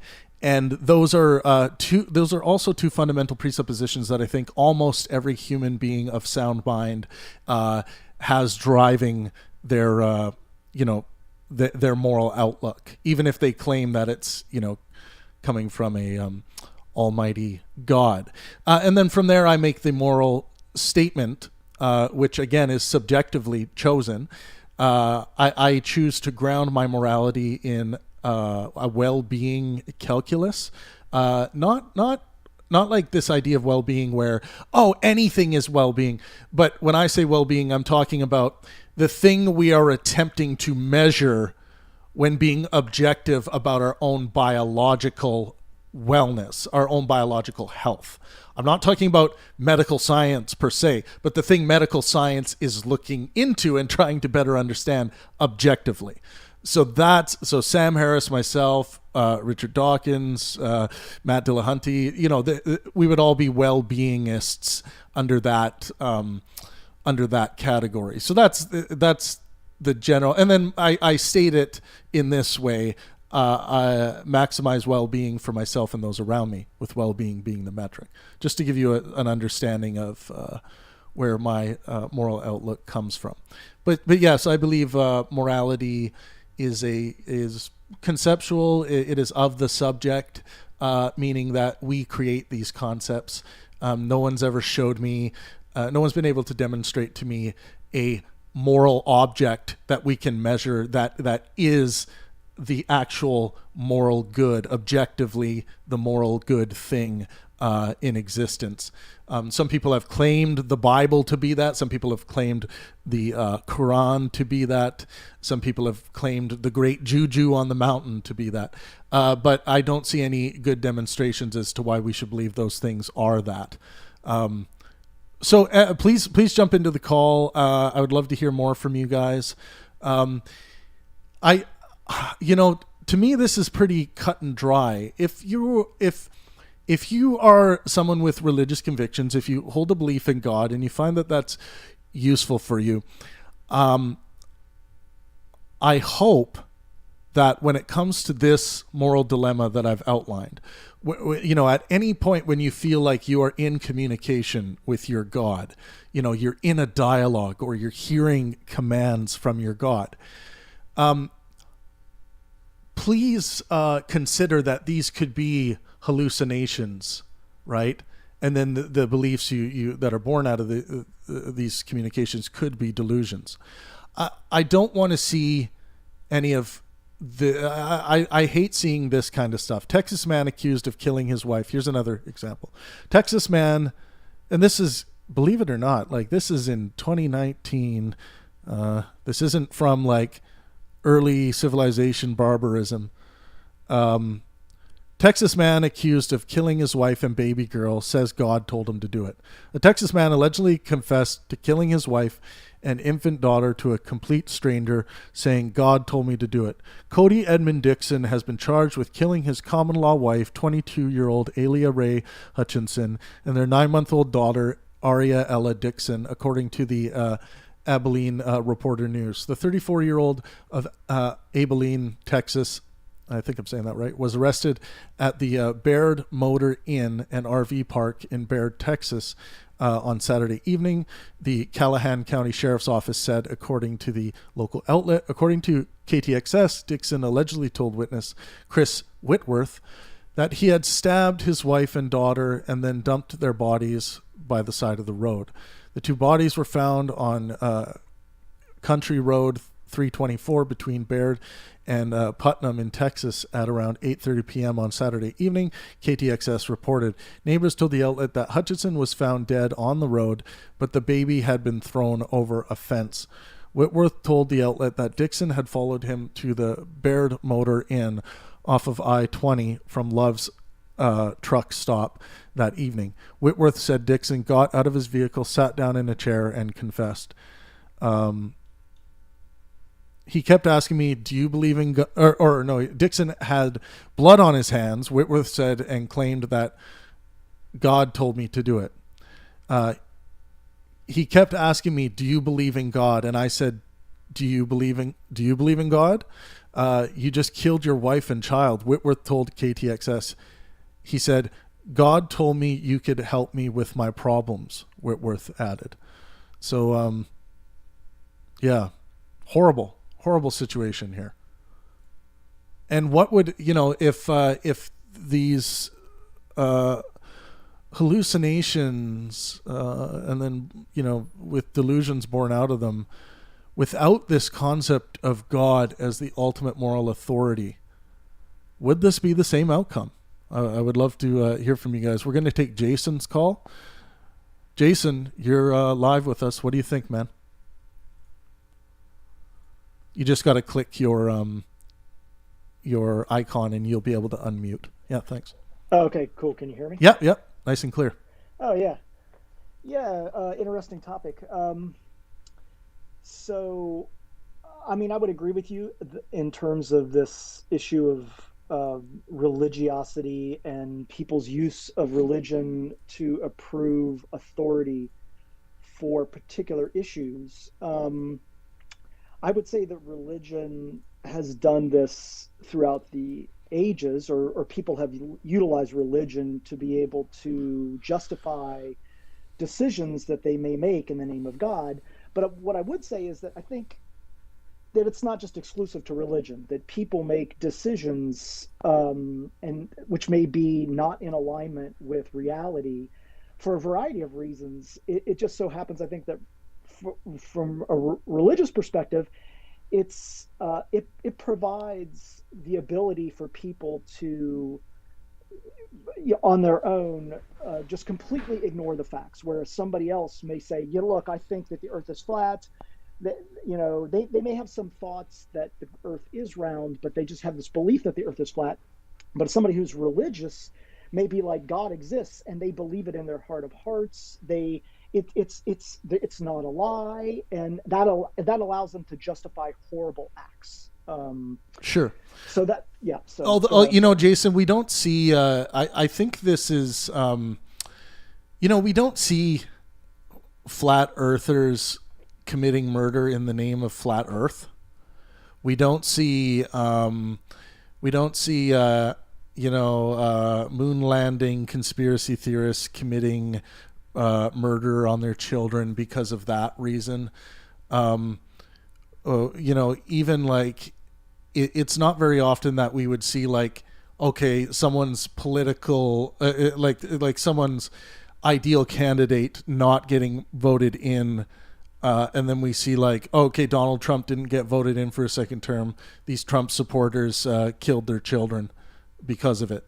There seems to be something much more and I think God being the moral authority is a problem here. Because if someone is to claim like, oh, okay, like the flatness of the earth is the moral authority, and I can see it's tilting, based on whatever shitty evidence people are citing, and then they say, oh, okay, because it reached this level of tilt, I must kill my children because that means the general morality of the world's going to tilt with it or something. I could see like people drawing lines to like, yeah, of course we can make the argument that, yeah, people do shitty things for strange reasons all the time. Like, oh, why did you kill that cashier? Well, because I needed money. Yeah, but like you had the money. Why did you kill them in the end? So that there wouldn't be any witnesses. It's like, yeah, that's bad too. But it's not really driven by like a this kind of like moral authority idea. Yeah, I mean, I agree with you. I think that I think as you were talking, the word that came to mind is brainwash. That the aspect of and brainwashing can occur not just in religious settings. So people that have been over time completely convinced of a particular issue can take acts which they feel are absolutely 100% justified, and they can commit atrocities in the name of those acts based on the way that they have psychologically been manipulated. Now, you're right, religion happens to be kind of at the intersections of moral precepts, which kind of adds a very unique spin to that brainwashing aspect. But like as an example, there's like the Zimbardo Experiment, where like they put the I don't know if you've ever heard of that experiment, where like at Stanford, they did an experiment with prisoner, like the students some would act as prisoners and some would act as guards. Oh, and yeah, they implemented this experiment, and over time, they started to actually associate with being a prisoner and being a guard, or like the Hale-Bopp situation, where people thought that they were going to go back up to the comet, and they committed suicide because they had been Heaven's Gate to believe. Yeah, Heaven's Gate. Yeah. The Earth is being recycled. So I think that you're right that religion has a very unique place in this brainwashing aspect because it intersects with these issues of morality. But my only emphasis is that I'm not disagreeing with you. I just think that it taps into these core concepts that are associated with our brain and our biochemistry that allow religion to actually be an optimum tool for the powers that be to manipulate the masses. Right. Yeah, I mean, I agree with you, and even in that Heaven's Gate case, this was God. Like they believed that. What the hell's his name? I forget the leader's name, but they believed that Applewhite. There we go. Yeah, the castrated Mr. Applewhite. Man, I've watched every bit of footage on Heaven's Gate. I find that fascinating. Anyone who's interested in, delusion, hallucination, cult religions, do look into the Heaven's Gate case and look at the history of Applewhite. It's quite interesting. I mean, people commit atrocities in wars, and sure, maybe on the side of committing atrocities, and have just been convinced that their side is correct. And we can go throughout history and see those situations where they're not necessarily associated with religion. Yep.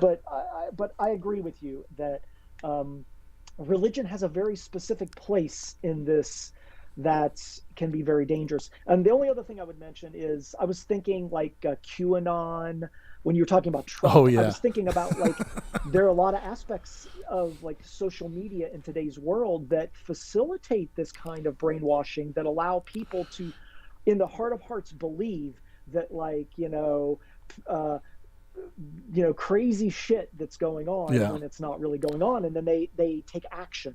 I think it's true that QAnon will really get people out there and being activists towards whatever woo-woo bullshit they happens to be the flavor of the week. But it's another thing. Like I don't see QAnon being tied to murder of innocent children or murder of people when they say, QAnon made me do it. But I do think that these like cult like circle jerks can really play on those fundamental aspects of our psychology that have that really authoritize us and make us feel special and make us feel grand, like we have the message, and the message is what's important. What do we have to do to make people see the way? I've spoken to some pretty wild QAnon people who think that I am working for the Koch brothers and I am all part of it, right? No doubt. Well, was Pizzagate a QAnon thing? Like the attack on whatever Comet Pizza there in New York? Was that like, I know it was sort of adjacent to that. Yeah, I think Pizzagate was something, and we will do an episode on that for sure. I do want to tackle some of these QAnon topics. But Jason, thank you so much for the call. Yeah, thanks, Travis. Love your channel, and really appreciate all the great content. Awesome. Thanks, Jason. Really appreciate it. All right, guys. Jason, I want to plug the Science Ultimatum with Jason Torn. Go and check that out. And I wanted to quickly read this, and I know these are hard to hear, man. These are nasty stories, but I try to make it a point to try to educate people where we are making mistakes, or at least what I think are moral errors. Killer husband says, God told me to behead my ex-wife. Meyer Ephraim Goldstein promises to reveal in 8 days why he gruesomely murdered his former spouse. Judge sends him to psychiatric hospital. A man suspected of beheading his ex-wife and then strolling around outside while holding her severed head told police investigators that he was acting on divine instruction. The suspect, Meyer Ephraim Goldstein, 34, appeared in the Nazareth Magistrates Court on Thursday, with the judge ordering his remand be extended by 2 weeks, during which he will be kept in a psychiatric hospital. Goldstein was arrested in the northern city of Tiberias on Wednesday after neighbors... Oh, this was March 2017, not, 5000 BC. Goldstein was arrested in the northern city of Tiberias on Wednesday after neighbors informed police that he saw a man wandering around the neighborhood in bloodstained clothes, clutching a woman's severed head under his arm. Goldstein was also told investigators following his arrest that after killing his former wife, he is now the Messiah. God called to me and said to me, "This is the seed of Amalek," and the prophet Hezekiah did not cut off Amalek's head and therefore did not earn the right to be the king Messiah. Because I have chopped off the head of the seed of Amalek, I am acknowledged as the king Messiah, he said. In biblical Jewish tradition, the nomadic Amalekite tribe came to be viewed as the essence of evil, and Jews were enjoined to eradicate it. His lawyer, Ephraim Dimri, Really? His name's Ephraim as well? Said that Goldstein is refusing to explain his motives for the murder, but that in 8 days, quote, the 8 days of Hanukkah, according to Goldstein, a miracle will occur that will allow him to explain why he murdered his wife. So after Goldstein was arrested for killing his ex-wife and then trying to set her apartment on fire, so he was trying to set her apartment on fire as well. Wednesday, witnesses recounted a gruesome scene. At first, I thought he was walking around with a doll's head. I didn't realize what it was. He was standing next to the dumpster and was trying to burn it. So yeah, this is some really brutal things. This article comes from the Times of Israel. Let's take God, that makes me sick. Let's take Brett next. Brett, how's it going? What do you think about this topic? Hey, Trav, can you hear me okay? Yeah, we can hear you nice and clear, man. Nice. Yeah, I would. I think it's a great topic you bring up. I think the latter questions or like portions of the scenarios and sentences you offered, like you have no disagreement with me there. I think that a moral authority, it creates a scenario where people can try to justify the most barbaric atrocities we see. I wonder, you were mentioning it before, the stories that you read off, which obviously are very horrific. You had a sentence there which I think I wanted to kind of go off of, and it's related to the first sentence. Authoritative delusions have dire consequences. Yeah.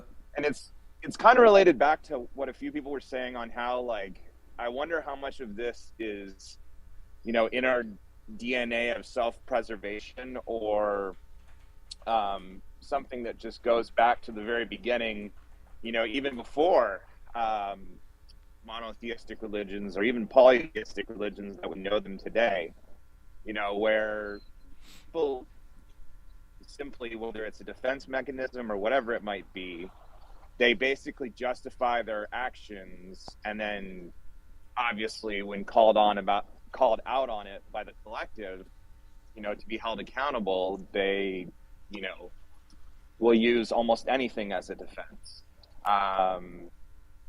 Because right. Before Abraham, if you will, with, tribes or organizations, how many thousands of years ago, how many times did they, justify something like, murdering the other tribe just because, they were literally competing for resources, which might be different than what we're talking about, but yeah.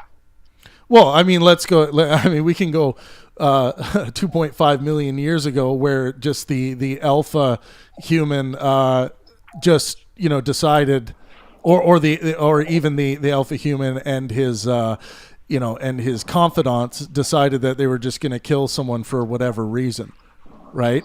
Yeah. Maybe they're a potential threat, and of course we can only look to our ape cousins to look at what some of our behavior might have been like going back that far. Mm-hmm. But it's yes, seeking justifications for why this thing happened. You can ultimately get down to, well, I'm the authority, so I say, like it's very much the mob boss type moral authority, right? The mob boss says it's now okay or good to kill anyone who eats from that fruit tree because that's my fruit tree. Or if we catch them eating the prime ripe fruit, they're going to be punished in this way, Yeah, definitely. And it's kind of like, I don't know. I think that this element of, the fact that you're interacting with other, it's not just, obviously one individual, it's not one person living by themselves. You're living in mostly human society. Like, how does authority come up? How is it enacted? And, you know, ultimately, how is it, I'm trying to think here. How is it enacted to where, caught myself mid-thought and no worries. Not sure I can finish the point. How is it basically like, why do people do the things they do, if you will, to get that fundamental? Yeah, I mean, how it affects. Yeah. Yeah. I was going to say in my second book, I think that with the, you know, the religious aspect. Sorry, you're cutting out there. Go ahead. Yeah, no worries. I was going to say in my second book, you're ultimately asking, you know, the hard consciousness problem, which we don't have a working theory for. But I think all of this is, you know, things are done for, by life forms for the pleasure of doing so, and of course, when we get down to more simplistic life forms, I think pleasure starts taking on a much different picture. But I think ultimately, you know, human beings, whether it's killing something or nurturing something or you know, liking you know, eating an apple instead of an orange that day, even though they might like oranges more. I think people do things for the pleasure of doing so. And I think, you know, ideology with human beings weighs heavy on that. You know, in our own pleasure hierarchies, sometimes some ideas that we hold very dearly, like, for instance, God beliefs, might be at the very top of your pleasure hierarchy, you know, satisfying God. So if that's the case, say you have this ultimate idea that satisfying God is the should be the epitome of your pleasure hierarchy, then if you have these delusions or these hallucinations of that you become convinced of that are actually coming from God, it doesn't surprise me that human beings would be killing their children, because I think God's moral authority weighs beyond their children on their pleasure hierarchy. Yeah, and to add, hopefully in a similar context, like the fact that the idea that killing others from the other, you know, who worship the different god or no gods, the fact that human psychology, like, we let ourselves continually go into those cycles. Like, you know, I wonder how the future of the species can really, I don't know about survive, but how the future looks like, because, you know, you keep hearing around the world, like you said, justification for where people are like, oh, it's our religious belief that we have the superior deity and therefore we're allowed to, you know, we're justified in this action. Well, you know, Brett, I think luckily, life is preferential to death and health is preferential to sickness. Those fundamental axioms. I think luckily humanity seems to trend towards wanting to accomplish those things. And that is very much this kind of cloud over their entire pleasure hierarchy. So I think when we look at how we're actually going to do that, it leads us towards things like, okay, using the scientific method to investigate and try to be objective about our health, you know, including our mental health. So, and then what does that do to like our ideological underpinnings? I think we get more constructive. Sorry, Brett, can you mute? We're just getting a lot of noise on your end. But I think like what Jordan Peterson is doing with God, I think is actually a positive step in the right direction from saying that, you know, God as a concept is more metaphorical, and I and I think people should start looking at the God concept. They can still keep it if they find it valuable, but I think they should think of it conceptually as a concept that may be infiltrated and flawed based on your own your own reasoning, or I would say just your pleasure drive. So I think if people think of it more that way, and they kind of lose it outside of this like God that exists in objective reality, I think that's really a step in the right direction, so we don't confuse those realms, if you will. Don't you think that would be hypocritical? Well, I think it's hypocritical if someone's going to say, like, if they believe in creationism, for instance, and then they try to simultaneously believe in the Jordan Peterson type metaphorical God and that one at the same time. That's going to be hypocritical. Because God belief is like a pretty maximalist proposition. It is, right? Yeah. So I think my dream for humanity, and honestly, I think we're trending this way, to be honest, and I think it's a good thing. And I highly suggest people read Enlightenment Now by Steven Pinker, where he gives strong. It is the case for reason, science, humanism, and progress. He actually puts into context what we've been able to demonstrate statistically with regards to progress. And I think as we become less religious, less reliant on God concepts, I think well-being is increased. And I think a lot of things that we would look to see if we are achieving, or if we're making better strides to so that we can achieve life as opposed to death, and achieve health as opposed to sickness. I really think we're trending in the right direction by those metrics. Now, some people might say those metrics don't matter. God's ultimate moral metric and what's good is what really should be the focus and what really should matter. But that seems to be dying out, just like God's before it. I'd like to hear, John, you seem to have some disagreements. Let's get Manuel in here. Feel free to call in, guys. Did you have anything else there, Brett?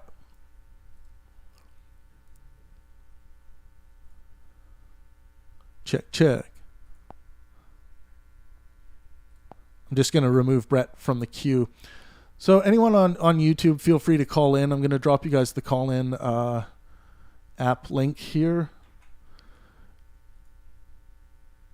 Yeah, no worries, Benson. Thanks for calling in. I really appreciate it. Make sure you guys drop a like for Benson. That was a good call. Now, who else do we have? I'm just clicking through here. Jack, we haven't heard from you, brother. What are your thoughts on this topic?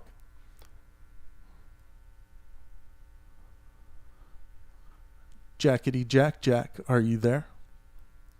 Or Mace? Do you have any further thoughts, Mace?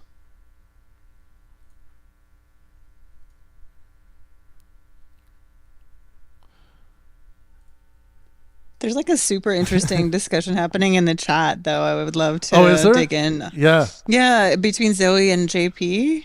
Okay. Well, maybe Zoe wants to. Yeah, it would be cool to get Zoe in the call here if she's able to. Maybe she's just able to text chat right now. But what's the gist of it there, Masha? I think JP has some things to say. I don't know if we want to read into the record some of the things I don't want to try and present his argument for him, though. Right. In the meantime, I don't know if we can encourage him to come up. I would love to chat with him directly. But in the meantime, what you said, can I just push back on kind of the human drive towards pleasure and health and well-being? Yeah, we can do that. Yeah. Yeah. There's a huge amount of valorization of suffering, though, as well, right? Not just in our kind of modern culture, right now, but like also in like religious communities, like if you take the example of Mother Teresa and like what she did in India, right? Like she basically offered care for the dying, but like she didn't allow them to be treated medically for their conditions. She basically made sure that they could suffer longer, which in some way glorified God, Yeah, right? and I think Mother Teresa is an absolute tyrant. Ghoul for doing so. And I think, anyone like, my moral foundation, maximize well-being for myself and those around me. I think if anyone's acting antithetically, so let's say they're minimizing well-being for themselves and those around them, like Mother Teresa was doing, I think she is, she is anything,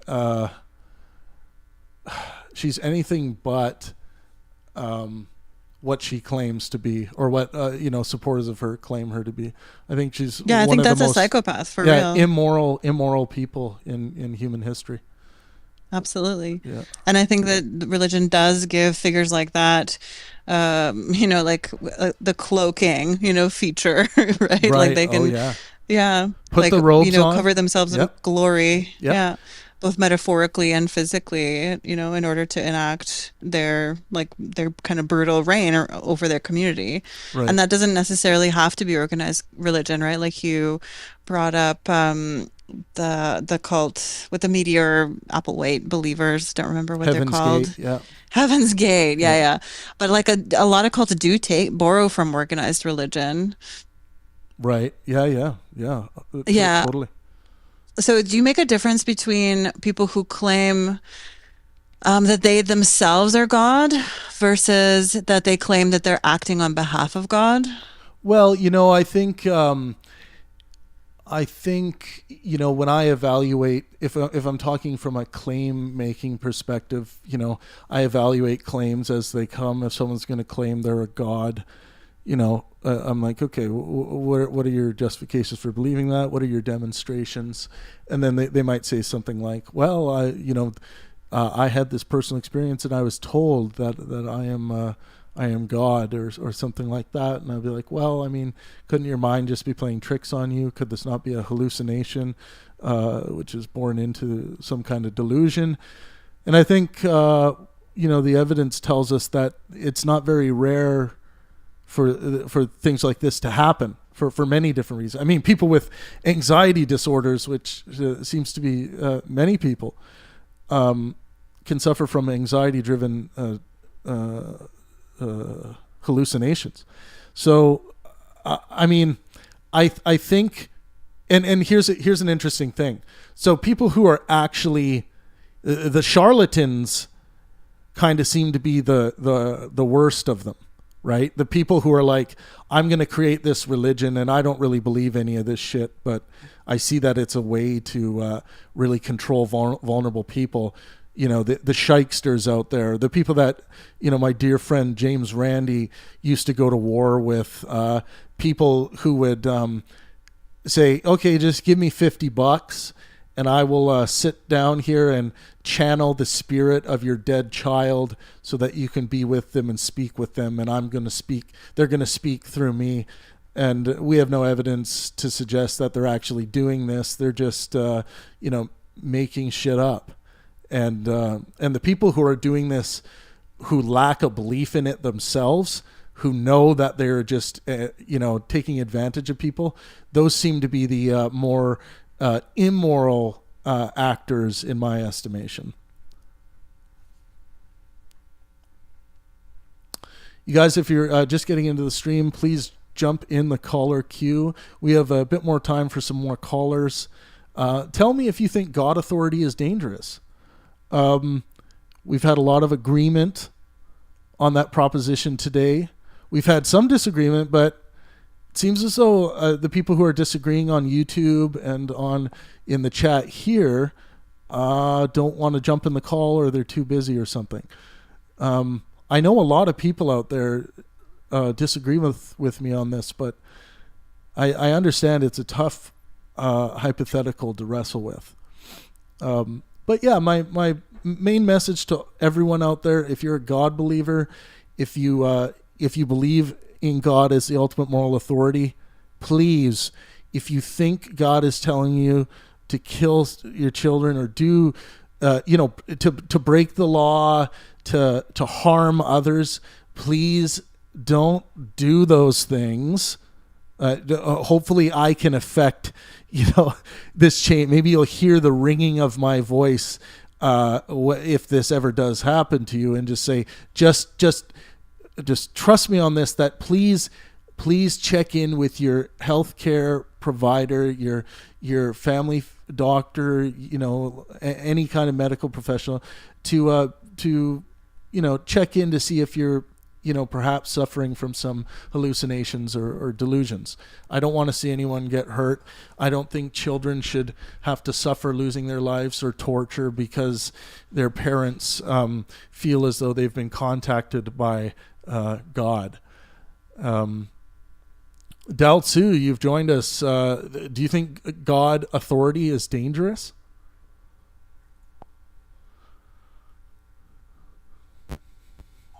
I mean, yeah, giving anything ultimate authority and then assigning what you believe the intentions or the actual nature of that ultimate authority is will always be harmful, because you're essentially putting yourself in the place of ultimate authority if you have an idea of what that ultimate authority wants, if that makes sense. Or even like a direct, like say you have an audible hallucination where Dao Tzu, this is your Lord and Savior. I have chosen you to be my champion in this moment of dire need.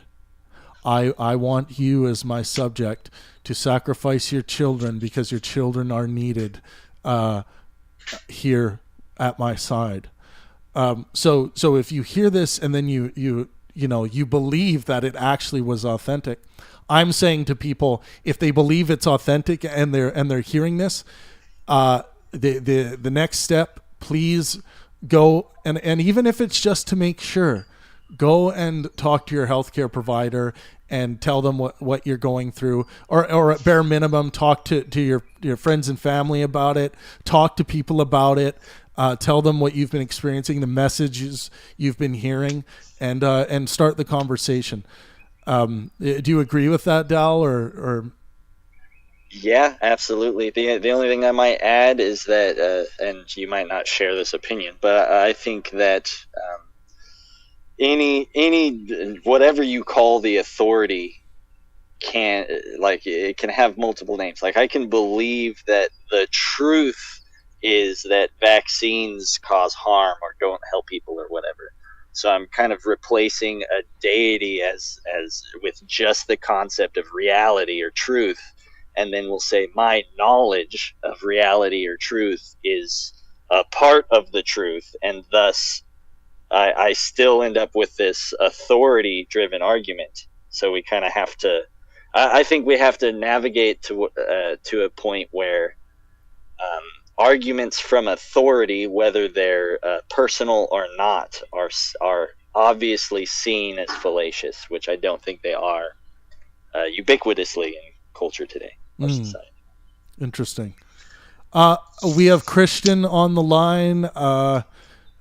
Our brother Christian, how's it going? You're on the air. God authority, is it dangerous, Christian?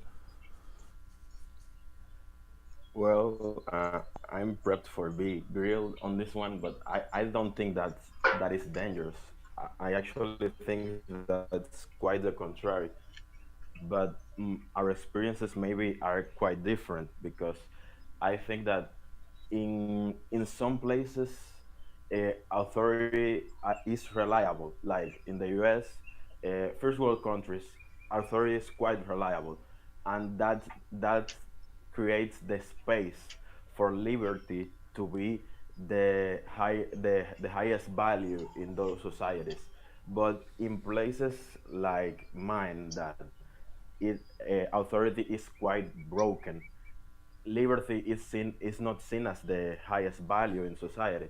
Normally, we seek authority because our authorities are corrupt and quite incapable of bringing any kind of justice. Then uh, we what we actually see with suspicion is not authority. What we see with suspicion normally is liberty, because we are pretty accustomed to see liberty used in pretty bad ways. Would you? Okay, thanks, But Christian. Would you consider yourself a religious man? well, yes, Okay. I am considered myself a Christian man. Okay. Maybe I'm not really a part of the Catholic Church. I will be like a Protestant, even Protestant. though I don't like the Okay, I'm yeah, going to ask you a I don't few. like the label. Cool. I'm going to ask you a few questions here. Is God the ultimate moral authority? Yes. Okay. As a Christian man, that would be Okay. pretty, Now, pretty good. now, does that mean whatever God commands is good?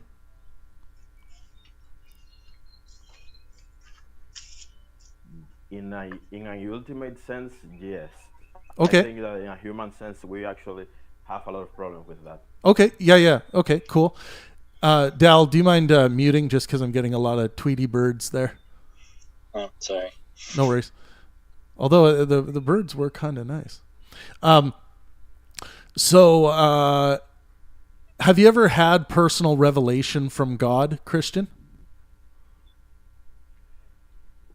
Well, I don't like using that, because I really think that what people call personal revelation tends to be a tool that they use to uh, a personal experience or something that they think is the right thing to do or make other people do. They slap the revelation part on it and use that as to compel others to believe what they believe. I In see. my case, I don't think I have personal revelation from God. I had what put me on this path was a personal experience that I had when I was basically close to suicide, and I was in a sense in a matter of moments and a simple prayer, I was cured of that mental state. And after that, I've never felt depressed, and I'm a high functioning I'm a high functional person after that. Right. That was like 9 years or 10 years ago. And you know, and I have to say, from a suicide ideation perspective, whatever it takes to get you out of that, man. Oh, I'm on board with that, and I'm glad you are not dead. I'm glad you are alive Thanks. here today. And I'm glad you've called in. I really appreciate that. So yeah, that's quite a big moment, man, in your life. So Yes, do you believe? I heard it. Yeah. So do you I really believe? appreciate it. Yeah. Do you believe that other people? Is it possible for someone to have this personal revelation? I know you don't like the term, but so when you hear people talk about personal revelation, do you think that's what you had? Because it seems like you don't want to call it that. No, when people speak about personal revelation, normally they speak about something that they experience, and they don't want to filter it through the normal channels that religious people do, and they want to impose that on other people. For example, my experience with suicide and depression, I filtered through the normal channels of uh, basically scripture and what we know about history, and all of those things, and I can see that and say, well, that was a miracle for me that I experienced that. And but someone having a revelation, I'm quoting there that he has to go and, for example, kill another person. Right. That it's basically against the basic tenets of the religion. And obviously, a lot of things get fuzzy. We know all the controversies on the Old Testament and all of that. I get that. But normally, what people now in modern times use that Jonestown and all those crazy things that have happened in cults and all of that. Basically, basic normal religious people see that and say, obviously that guy was manipulating people, was a serial killer, or was someone that had was a con man, because the people that actually put in the time to use the normal channels of their religion won't fail for that. Right. Okay. Okay. Great. That gives me an understanding of how you feel about personal revelation. You worry that human beings, use this perhaps in some cases as as an excuse to become an authority themselves. Very interesting take. And you can actually can see that in academic circles sometimes, and we have seen in history people that use their influence and power in academic circles to perpetuate theories that have no value, or that have been proven wrong by another scientist or another group of scholars, but they use their influence to perpetuate themselves as the authority in some field, and then years later, with everything comes to light, because that's the normal. That's a normal way, evil way that humans work, using their authority, authority and influence to perpetuate themselves and do evil things. Right. That's just part of human life. Okay, so now we get to Abraham. So God commands Abraham to sacrifice his son. Yeah.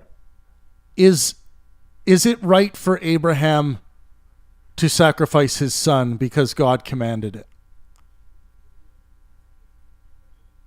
Well, that actually, I will need a bit of time to answer this one, because I know that this is actually a pretty big controversy, and I know that there's a lot of to cut here. But in the whole of the history on the narrative aspect of what we have as the Bible, the point of the history is as a lot of other stories and myths, if you want to see it that way, in Genesis, are condemning pagan practices. The history of Abraham and his son is actually in context of the time. For Abraham, coming from Babylon, it was pretty common to sacrifice your children to other gods. If you receive such revelation from a god, it was not strange. Actually, it was part and parcel of the religious practices of that time. So the action of Abraham going to sacrifice his children, for him it was actually pretty common. The part that's actually twist the moral of the story is that God stops him. If you are someone of that time when the story is being told, for you in a lot of ways it will be a very common practice.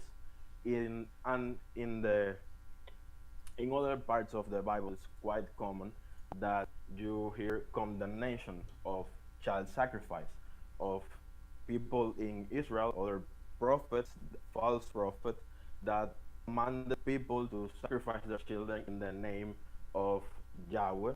But from the prophets like Isaiah, Ezekiel, etc., we get the condemnation that was false, because that's not something that God wanted. Actually, what he wanted was to teach Israel that sacrificing their children was a moral bad, and was something that should never be practiced. And part of the exile and all that arc of history in the Bible is child sacrifice is a big part of that. Okay. So, and that's what and just to finish, and actually I think that's quite a problem normally with history on the Bible, because normally a lot of stories are quite difficult to grasp what for us now, and in a lot of ways they are pretty strange.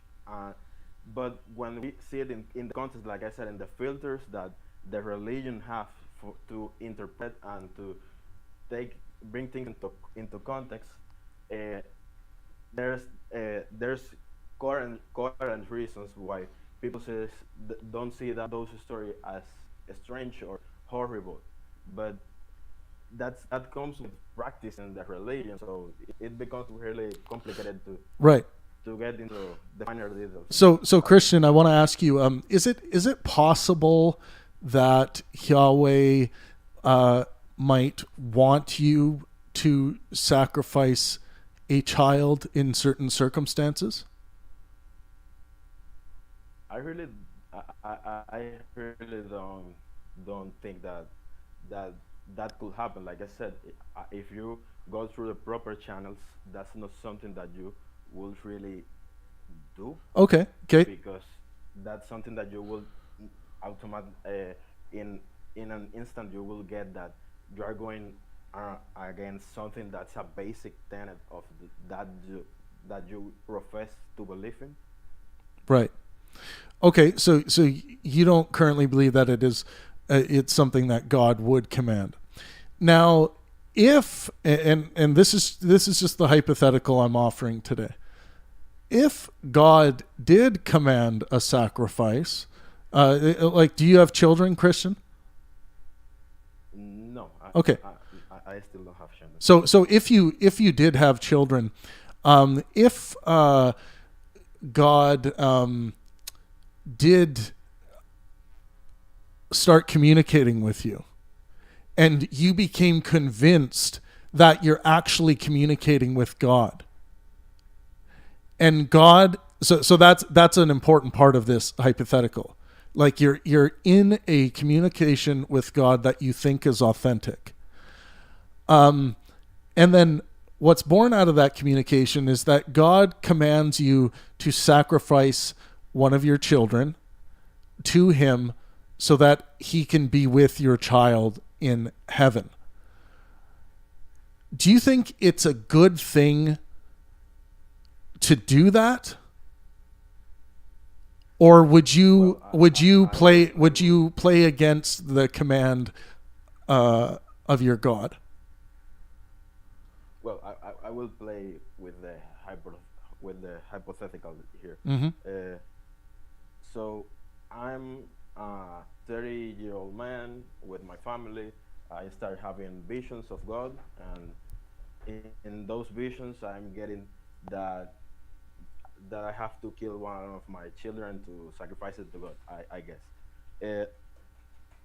I really think that most people under those circumstances would follow through if that's the only thing that they do. They have these visions, they take it very, very seriously to heart.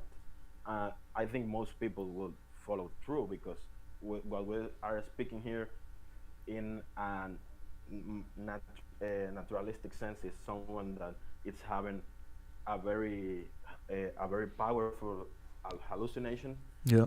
A religious person would say someone that's communicating with a demon or some demonic entity. But I think that most people would follow through. But I don't think that someone having a hallucination necessarily disprove the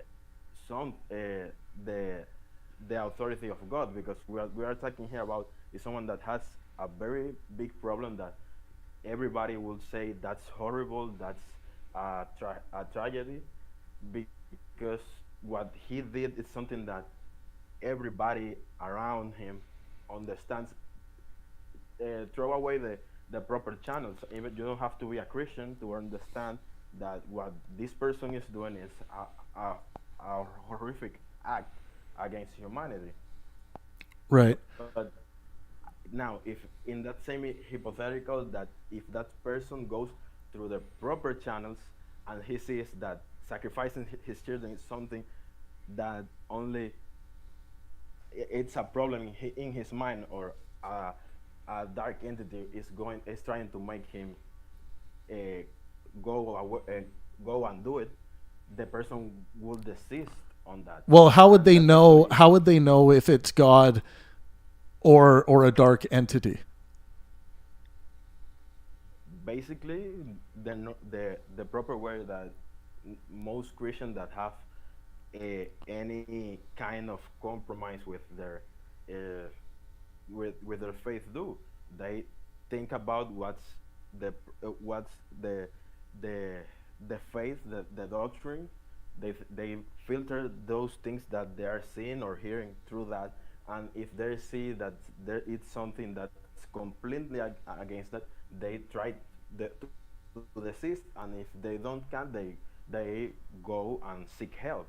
But normally, the type of people that follow through with these things are pretty unstable people that really don't have the means or don't even want I wish to that was, filter those things I wish that was true, Christian, but we aren't able to demonstrate insanity in many of these cases. Like the husband who chopped off the head of his, the head of his wife, because he thought it was the godly act. Like, insanity isn't awarded in many of these cases.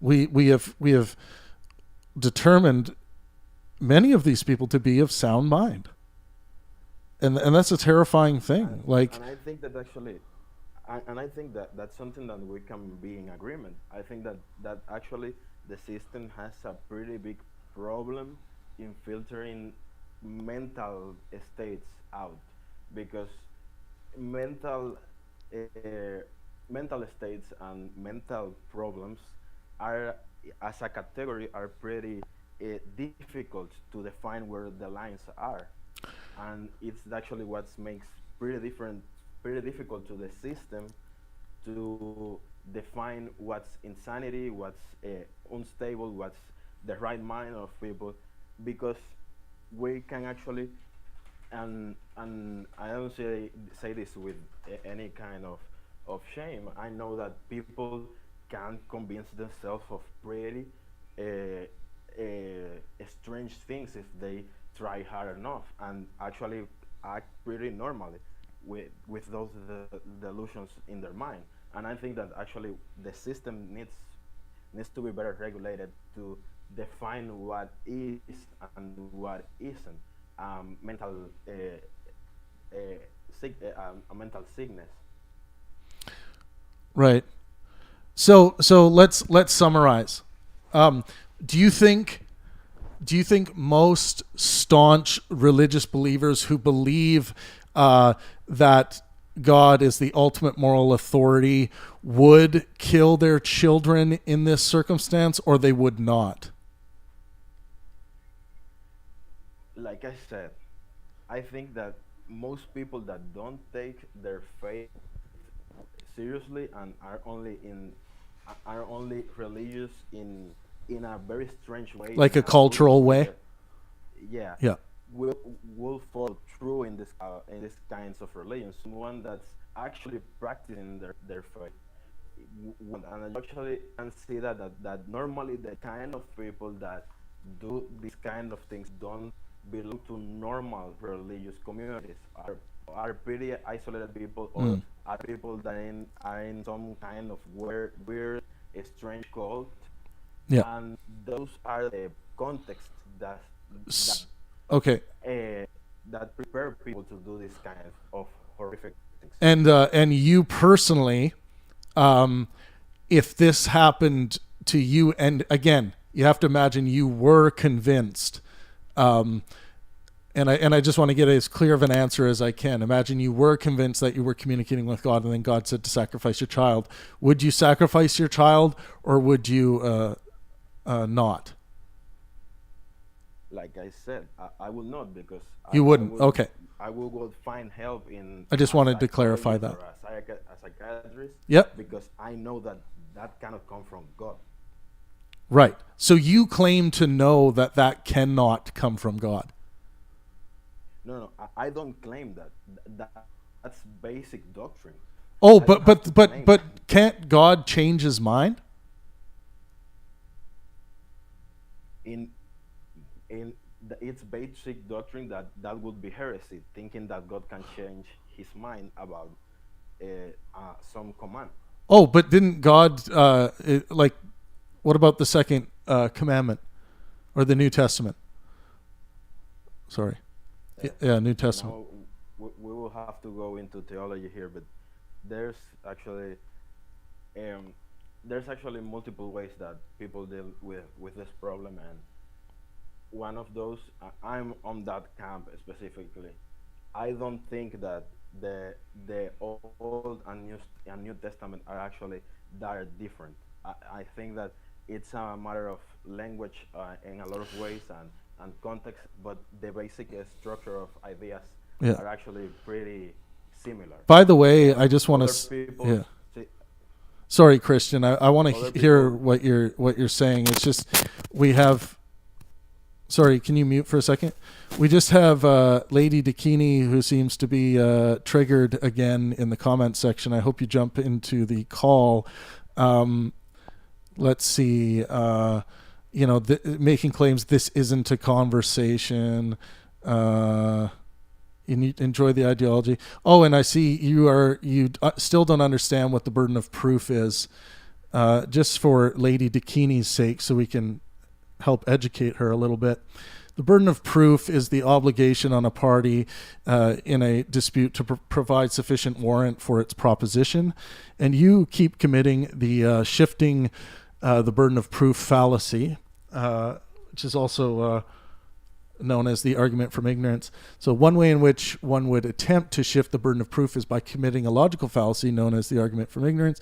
It occurs when either a proposition is assumed to be true because it has not yet been proven or false, or a proposition is assumed to be false because it has not yet been proven true. So this is just fallacious thinking and reasoning on Lady Dakini's part. Again, I hope you call in to defend your position here, but you might want to update your knowledge in logical fallacies. Christian, go ahead if you had anything else. I just would like to add, and that's why I go back to the doctrine and history thing, because the church actually condemned that dualistic thinking that the Old Testament and the New Testament are different in what's called Marcion heresy, like 2,000 years ago. So normally, and the big problem that people have in the US and actually in America in general is that most people that profess being religious don't take it seriously. They can take pretty wacko claims and crazy ideas as part of their religion when they are not there. I personally think that the most difficult problem, and where the interesting debate between us atheist types, agnostic types, and religious types right now should be found is in theodicy, or the problem of evil. I think that's actually the most important place that we should be discussing philosophically right now. But normally this type of claims, if you study history, they have been addressed in one way or another. And the big problem that people have in the US is uneducated religious people that can take pretty stupid things to very terrible ends. Yeah, well, I appreciate your call, Christian. I'm going to let you go and thank you for giving us your personal views. Thank you. It was actually a pretty good chat. Yeah, thanks, Christian. I appreciate it.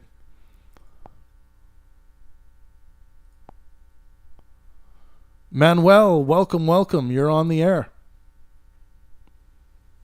Hey, Punk Burn, how you doing? Good. How are you? I'm doing good. So I do believe that God is the ultimate authority on morality. Okay, cool. Did you have a read of the hypothetical here? How would you, like, if you were convinced that you were in communication with your God, what what would you do if God commanded you to sacrifice your child? Well, in Christianity, that is not possible, because it is not possible for me to be in communication with God. Me claiming that I'm in communication with God will be me claiming that I'm special, and Christianity speaks against you thinking that you're special. So that cannot be. It's not possible. Okay, so let's try to go one step further with this. Do you believe that God is omniscient, omnipresent? God can do anything? Yes. Okay, so if you believe God can do anything, God could command you to sacrifice your child, like He did with Abraham, right? Well, that is where that is what I said before, that God will not. Well, in Christianity, God will not speak to you. God will not speak to you directly, as I said before. But you believe that God can do anything, right? Yes, I believe He can do anything. Can God speak to you? Well, as I said before, like, if you say can He, if God wants to do it, He will do it. But I know that it's not going to happen. Okay, and if I think that something like that is happening, then I'm going against the doctrine of Christianity, as I said before. I'm not asking you if you think that's going to happen. I'm just saying, you're saying that it's possible. If God wanted to actually do that, He could talk to you. So I agree. Like, your concept of God, it sounds like it allows, in some possible way or circumstance, to actually reach out to you and speak to you. I'm not saying you believe that He will or anything. But if God did do that, and again, not saying it's likely or anything like that, but I think you and I both agree that God could do that if He wanted, based on your concept. Yeah. So if God chose to do that and reach out to you and asked you to sacrifice your child, and you were convinced that you were actually speaking to God, that's another part of this hypothetical. Would you fail God by not sacrificing your child, or would you sacrifice your child? Well, the thing is, if God is to do something like that, it would not be a secret to only me. It would happen in plain sight. Everybody would see it. You yourself would see it. I would see it. I would not be the only one who experienced that. It would not be something that I'm the only one who can prove it. You see what I'm saying? What if it was, though? What if God only wanted you to know? Well, then that goes into I'm being placed in a situation that cannot happen. Yeah. God will not speak to me in a secret. Yeah. Secret. But Manuel, is it Manuel or Manuel? Manuel. Manuel. Yeah, Manuel. By the way, thank you for calling in today. I really appreciate it. You're welcome, man. Yeah. So what I'm trying to understand here is that you believe that God can do anything, which in anything would include calling upon you and only you, and in a way that no one else would know, telling you that he wants you to sacrifice your child, so that your child can be in heaven with Him, or sit with Him somewhere. And I just want to know, in that situation, and I know it's a tough hypothetical, it's not easy when we're talking about, okay, your ultimate moral authority is telling you to do this. Do you think it's good to do what God commands of you in this situation? Well, if when we talk about God and morality, it's more of He's the ultimate reference, that if I think something is right and you think something is right, He's the only reference that we can look at the text and say, okay, at the end of the day, this is where the vote goes, and then we can choose that as the ultimate morality. He's not gonna tell, like, as I said before, that cannot happen because. But we got to stick with the hypothetical, Manuel. No, I understand what you're saying, but we're talking about the Christian God, and the Yeah. Christian God has made it clear that he doesn't grant the kind of favors you're talking about. He doesn't grant it because he's a just God. It doesn't But matter he if can I'm a though, Christian right? or he can, but he has stated it that he will not do it. It's in the Christian doctrine that he won't do it because he's a just God. I understand that, Manuel, but you don't claim to know the mind of God, right? No, I don't claim to know it. I'm talking about the doctrine. Yeah. Okay, so you don't claim to know the mind of God, but it's possible that God could change his mind about something or reach out to you individually. I think you've already said that you believe that that's the case. So I just want to get your answer, and I know this is not an easy. It's not easy to say that you think it would be good in this really, really hypothetical situation to kill your child so that it could be with God. But would you do that? Like, do you have that?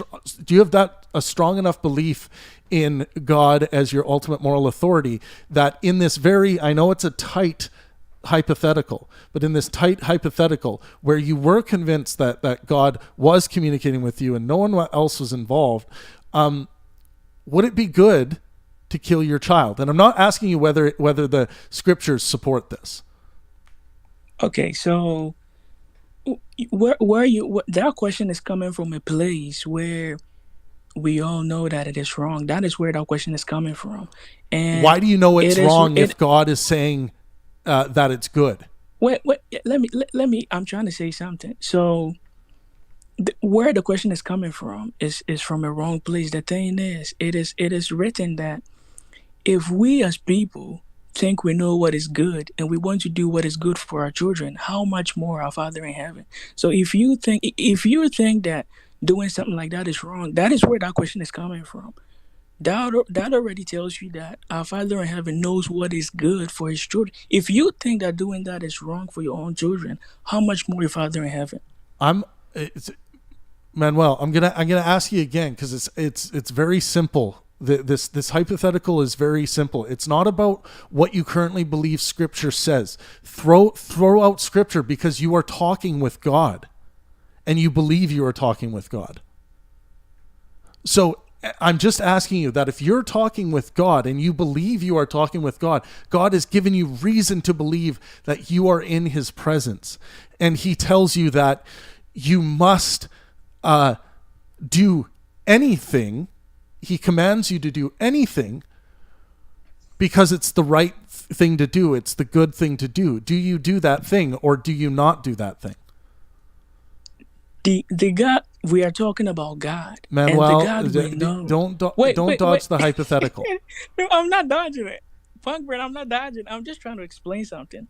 We are talking about God, and the Christian God is what I'm talking about. The Christian God, even the idea of God itself to me has rules. Without those rules, there is no God itself. So the rules are part of it. So if you say I should throw away the rules and just look at God as a separate thing, it's not possible for me to do that because the rules are part of what makes the God. So do you follow all of the Old Testament rules then? No, if you look at Christianity is a whole. It comes as a whole. You see what I'm saying? All those Old Testament and those things connect. It's a whole thing. So if you take one part and just ask me a question on it, I'll be if any answer I give will be wrong because it has to come from the whole. Yeah, you're just so you're on one hand you're claiming that you're actually making a claim that God can't or won't do something. You're saying God can't do something or else there's no God. I'm saying that when we start talking about God, there are rules to it. There are rules that make. There's a reason why we say Can God break those rules? The rules have already been set. That's the reason why we call him God. If we take away those rules you're talking about, he's not God. Can God create new rules and break these current rules?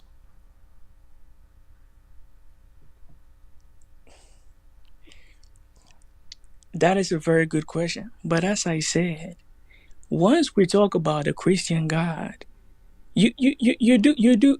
What I'm trying to say is, you are taking God as one thing, No, I'm and not. you are disregarding the very things that without those things there is no God. Manuel, most people don't have as much trouble like answering this hypothetical. And correct me if I'm wrong. It sounds as though you would kill your children if God commanded you to do so and you were convinced that it was coming from God, but you don't want to say it. That is not what I'm that is not what I'm claiming at all. Okay, well then why is it so hard for you to answer this hypothetical? Like if you listen back to this, Manuel. What you're asking me. I know it's a tough question. I'm not saying that it's likely to happen, dude. But people actually do this, right? So what do you think of people who have said, God told me to murder my children so they could be with him in heaven? What do you think of people who have done this? Do you think they weren't actually speaking with God? How do you know they weren't speaking with God? Because can't God change his mind? Can't God act in mysterious ways? People who understand Christianity know that if you start claiming that God told me this, it's total delusion. That's a no true Scotsman fallacy. Do you know what the no true Scotsman fallacy is? No, I don't know what that is. Well, you should study your fallacies because you're committing it here. You wait. You are saying that there are people who claim that God told me this and that's why I did it. All I'm saying is that if you understand the Christian doctrine, you would know that that is delusion. God is not going to do that. Therefore, the people who are claiming that, it's something else that's wrong with them. Does God have the power to change his mind or to write new rules? Now, that is a question that I'm supposed to answer. I'm going to have to answer it the same way you're asking me. When we talk about God, it's something. That thing comes with rules. Without those things, there is no God. Yeah, the rules are that it's the ultimate creator, right? Why can't it create new rules? Like, why are you trying to say that? It seems like you're trying to say that God can't create new rules, or he can't just scrap all of his own moral authority and write a new one. His nature, but the rules have already let you know that he is all-knowing and powerful. And so if you ask me that, the question then becomes, why would he change his mind then? So, and another thing, Manuel, you are so connected to what's written down in these scriptures. You understand that men who claim to be divinely inspired wrote these things down. Why do you put your faith in the minds of men who claim to be divinely inspired? It is if that conversation is will take some time we'll have to take some time to go into that conversation, but ultimately that's what you're doing, and you're citing that when trying to understand the mind of God. But what's written down came from the minds of men who claim to be divinely inspired. Let's just say there is no written scriptures. Where do you know God from? Where did you get the idea of God from? Let's just say there are no written scriptures. Where did I get the idea of God from? I mean, yes. I would say I got the idea of God from some elderly people in my family when I was young. I was never like in a religious family, but some more distant relatives were believers, and I heard this, and that's how I came to know it. Yeah, but that is because there is the scriptures. I'm just saying that if there is yes, but the scriptures are written by people. You wouldn't have the idea of God, though, right? No, I think we actually can show that in other human civilizations that we've had some come up with different versions of gods, different God structures, some more deistic type gods, some civilizations with no god at all, but some religious practices that have to this idea of the right way to live. But I don't want to get too off topic here, my dude, and I appreciate you going down this road with me, because it's. That is why I said that I was talking about the Christian God. Yeah, I know, but let me be as clear as I can here. And I hope you can give me a yes or no answer on this thing. Can God change his idea of what is good? So when God, is it possible? The fact that you're saying God already shows that that's not going to happen, because he's all knowing and all powerful. Why would he already knows everything? You're trying so to what use is he changing logic. his mind on? You're trying to use logic to understand the mind of God. I'm not trying to understand the mind of God. I'm just going with what. Aren't you? You are talking about God. Yeah. And I'm also talking about God. But I know that when I talk about God, certain things come with it. The things that come with it are he's all powerful, he's omnipotent, that, this and that. Because of that, why would he change his mind? For the pleasure of doing so. That is you claiming that you know the mind of God right now. No, you're asking me like what's a reason why God might change his mind? Yeah, I'm asking you. I'm giving you a possible reason, because he has grown tired of this creation and wants to create something different with different moral laws. Like you're using logic as well. I'm using logic here. I'm giving you like I'm going where you're going. But if you start talking like that, then the thing you are talking about is not God anymore. According to your interpretation. According to my interpretation, when you start talking the way you're talking, what you're talking about is not God anymore. I think you're doing everything you can to avoid answering the hypothetical. No, I'm I not understand avoiding why. the answer at all. Well, let's read it. Let's read it as written. God is the ultimate moral authority. Whatever God commands is good. Then you have a personal revelation from God. You believe that you are in communication with the Almighty. God commands you to sacrifice your children because he needs them in heaven. What do you do? Well, God is the ultimate good, and God is the. So there are a lot of things that are going on in society right now, that there are people who believe that that is good, and there are people who believe that that is not good. There are people. You and I know that words are now so hard for people. People are now finding it hard to agree on what something means. Like people don't even know what a woman is right now. Like you can ask somebody what is a woman, and they can't answer it. So God is the ultimate authority. He is the one that, after all, we go to him for reference. Okay, what is there? Okay, he says that this is because if I start choosing my own morality, you start choosing yours, there's going to be confusion. There has to be an authority there that serves as reference, and that's what God is. Okay, well, again, it's dodging my question. Unless, I mean, the only answer I can pull out of that, when I asked you, when I reread this hypothetical to you, you said, well, God is the ultimate authority, moral authority. That means that if God did tell you to kill your children in this circumstance, you would think that it was good to do so. All I'm saying is that when you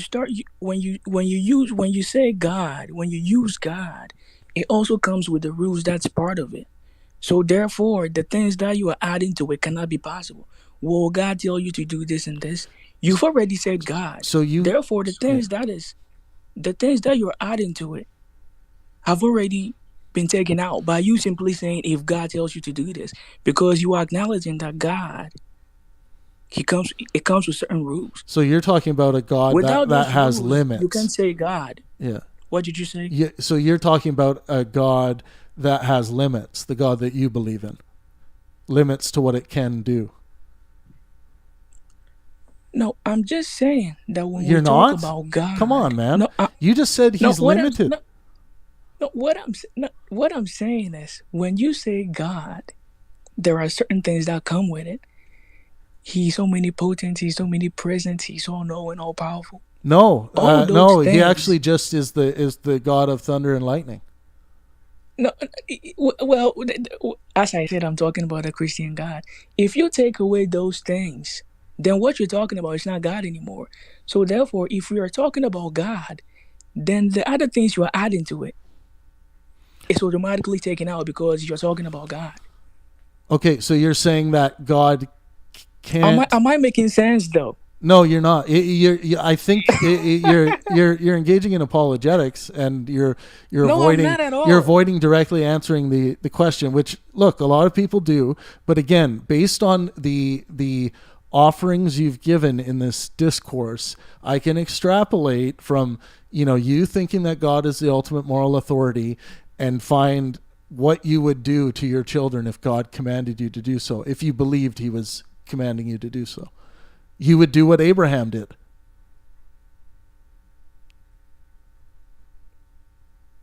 Well, as I said before, when you say God, it means something. It represents something.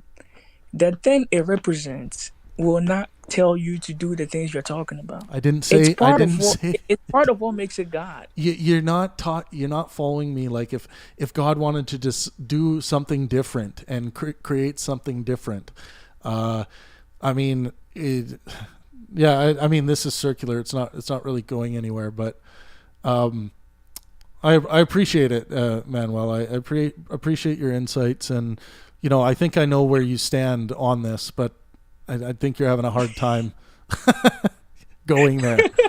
No. But I do appreciate your call. And please, Manuel, join us on my Discord server. I dropped the link in the text box here, but we have conversations like this every day on our Discord server. So please do join us. We'd love to have you as part of our family there. Yeah, I will. Thank you very much. And I'm just saying that there are some people who make certain claims. We all agree that they're just delusional. That's all I'm saying. Okay, fair enough. Thanks, man. All right, man. Oh, I'm going to invite Brett to speak. Brett was in the caller queue there. There we go. Hey, Brett, welcome back. Can you hear me? Yes, we can. I think you'll be the last caller today. Hey, guys, can you hear me? Yep, we can hear you. Okay. My question for Manuel would have been if he literally believed that the Bible was the Word of God, because I think one thing that he might have needed to distinguish for us was the idea that it seems like he was saying that basically God asked Abraham to do that, and that was like a one-time thing as a lesson that thereafter wouldn't occur. Obviously, he's not in the call now to respond to it, but I think that's where partially a little bit of the conversation was getting stuck, just because he wasn't able to acknowledge that. Also, the concept that that once words are spoken that it's not necessarily God. It's like, well, but you're literally using holy texts around the world to interpret what a deity is. So what's to say that isn't subjective? I think you were alluding to that, Trav. Right. But that's it. Yeah, I agree with you, Brett. And this is, I have constructed this hypothetical this way for a reason. It looks like Manuel might have a response for you here, Brett. Manuel, you're on the air.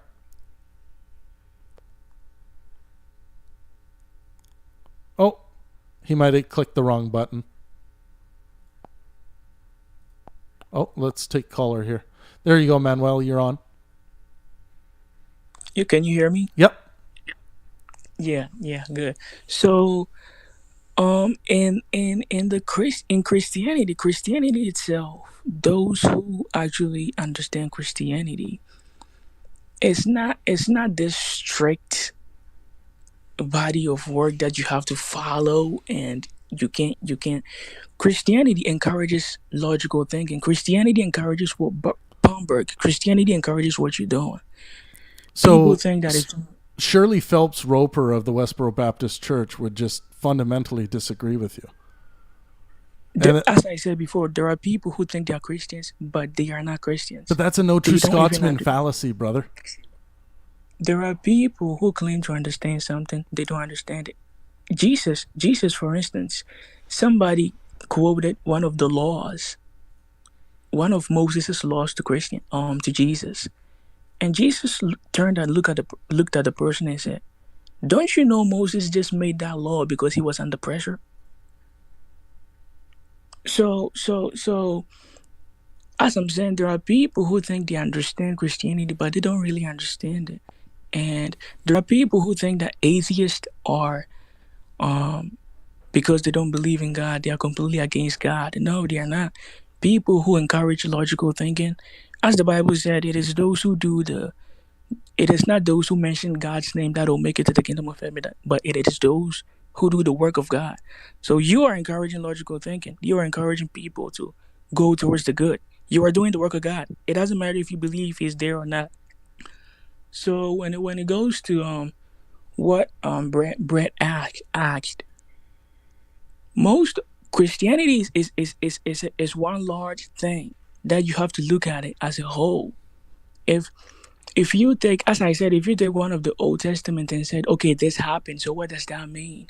Later in there, if you read some of the things that Jesus Christ said, you will understand what that meant. Okay, Brett, do you have a quick response there? Manuel, I would like an answer to the question. If you believe that the event with Abraham and God asking him to sacrifice his child, if you believe that literally happened, if God spoke to him either as we are speaking right now or solely in his mind, is that your perspective, that was a literal event or metaphorical? What? So if you, well, I would personally say it's just a story. It's just a story to let people understand certain things. It's just a story. Wow. Yeah. So many, I would say almost all monotheistic religious followers of Christianity are going to disagree with you on that, right? You're completely right. Most people will disagree with me. I mean, I like your interpretation. I prefer it over the fundamentalist creationist type interpretation. But Brett, I am going to move on. Yep, sure. Everyone, Manuel, everyone smash that like button for Manuel and all of our callers today. Smash it. Just constantly smash it. Different symbols. Smash, smash, smash. Spam, spam, spam. Spam that like button. And join us in our Discord server for the after party discussion. We'll be carrying on this discussion on God's authority, on God's authority, whether it's dangerous or not. Everyone, please join us. I gave you guys the Discord server link. I love this app. Everyone who has listened today, if you're listening on YouTube, come and join us on this app. It's a lot of fun. You will find us at the Pangburn Hangout. That's the name of the show. I am Travis Pangburn. Thank you so much for being with me on this Sunday, rainy Sunday here in Vancouver, BC, Canada. And as always, let art and science inspire.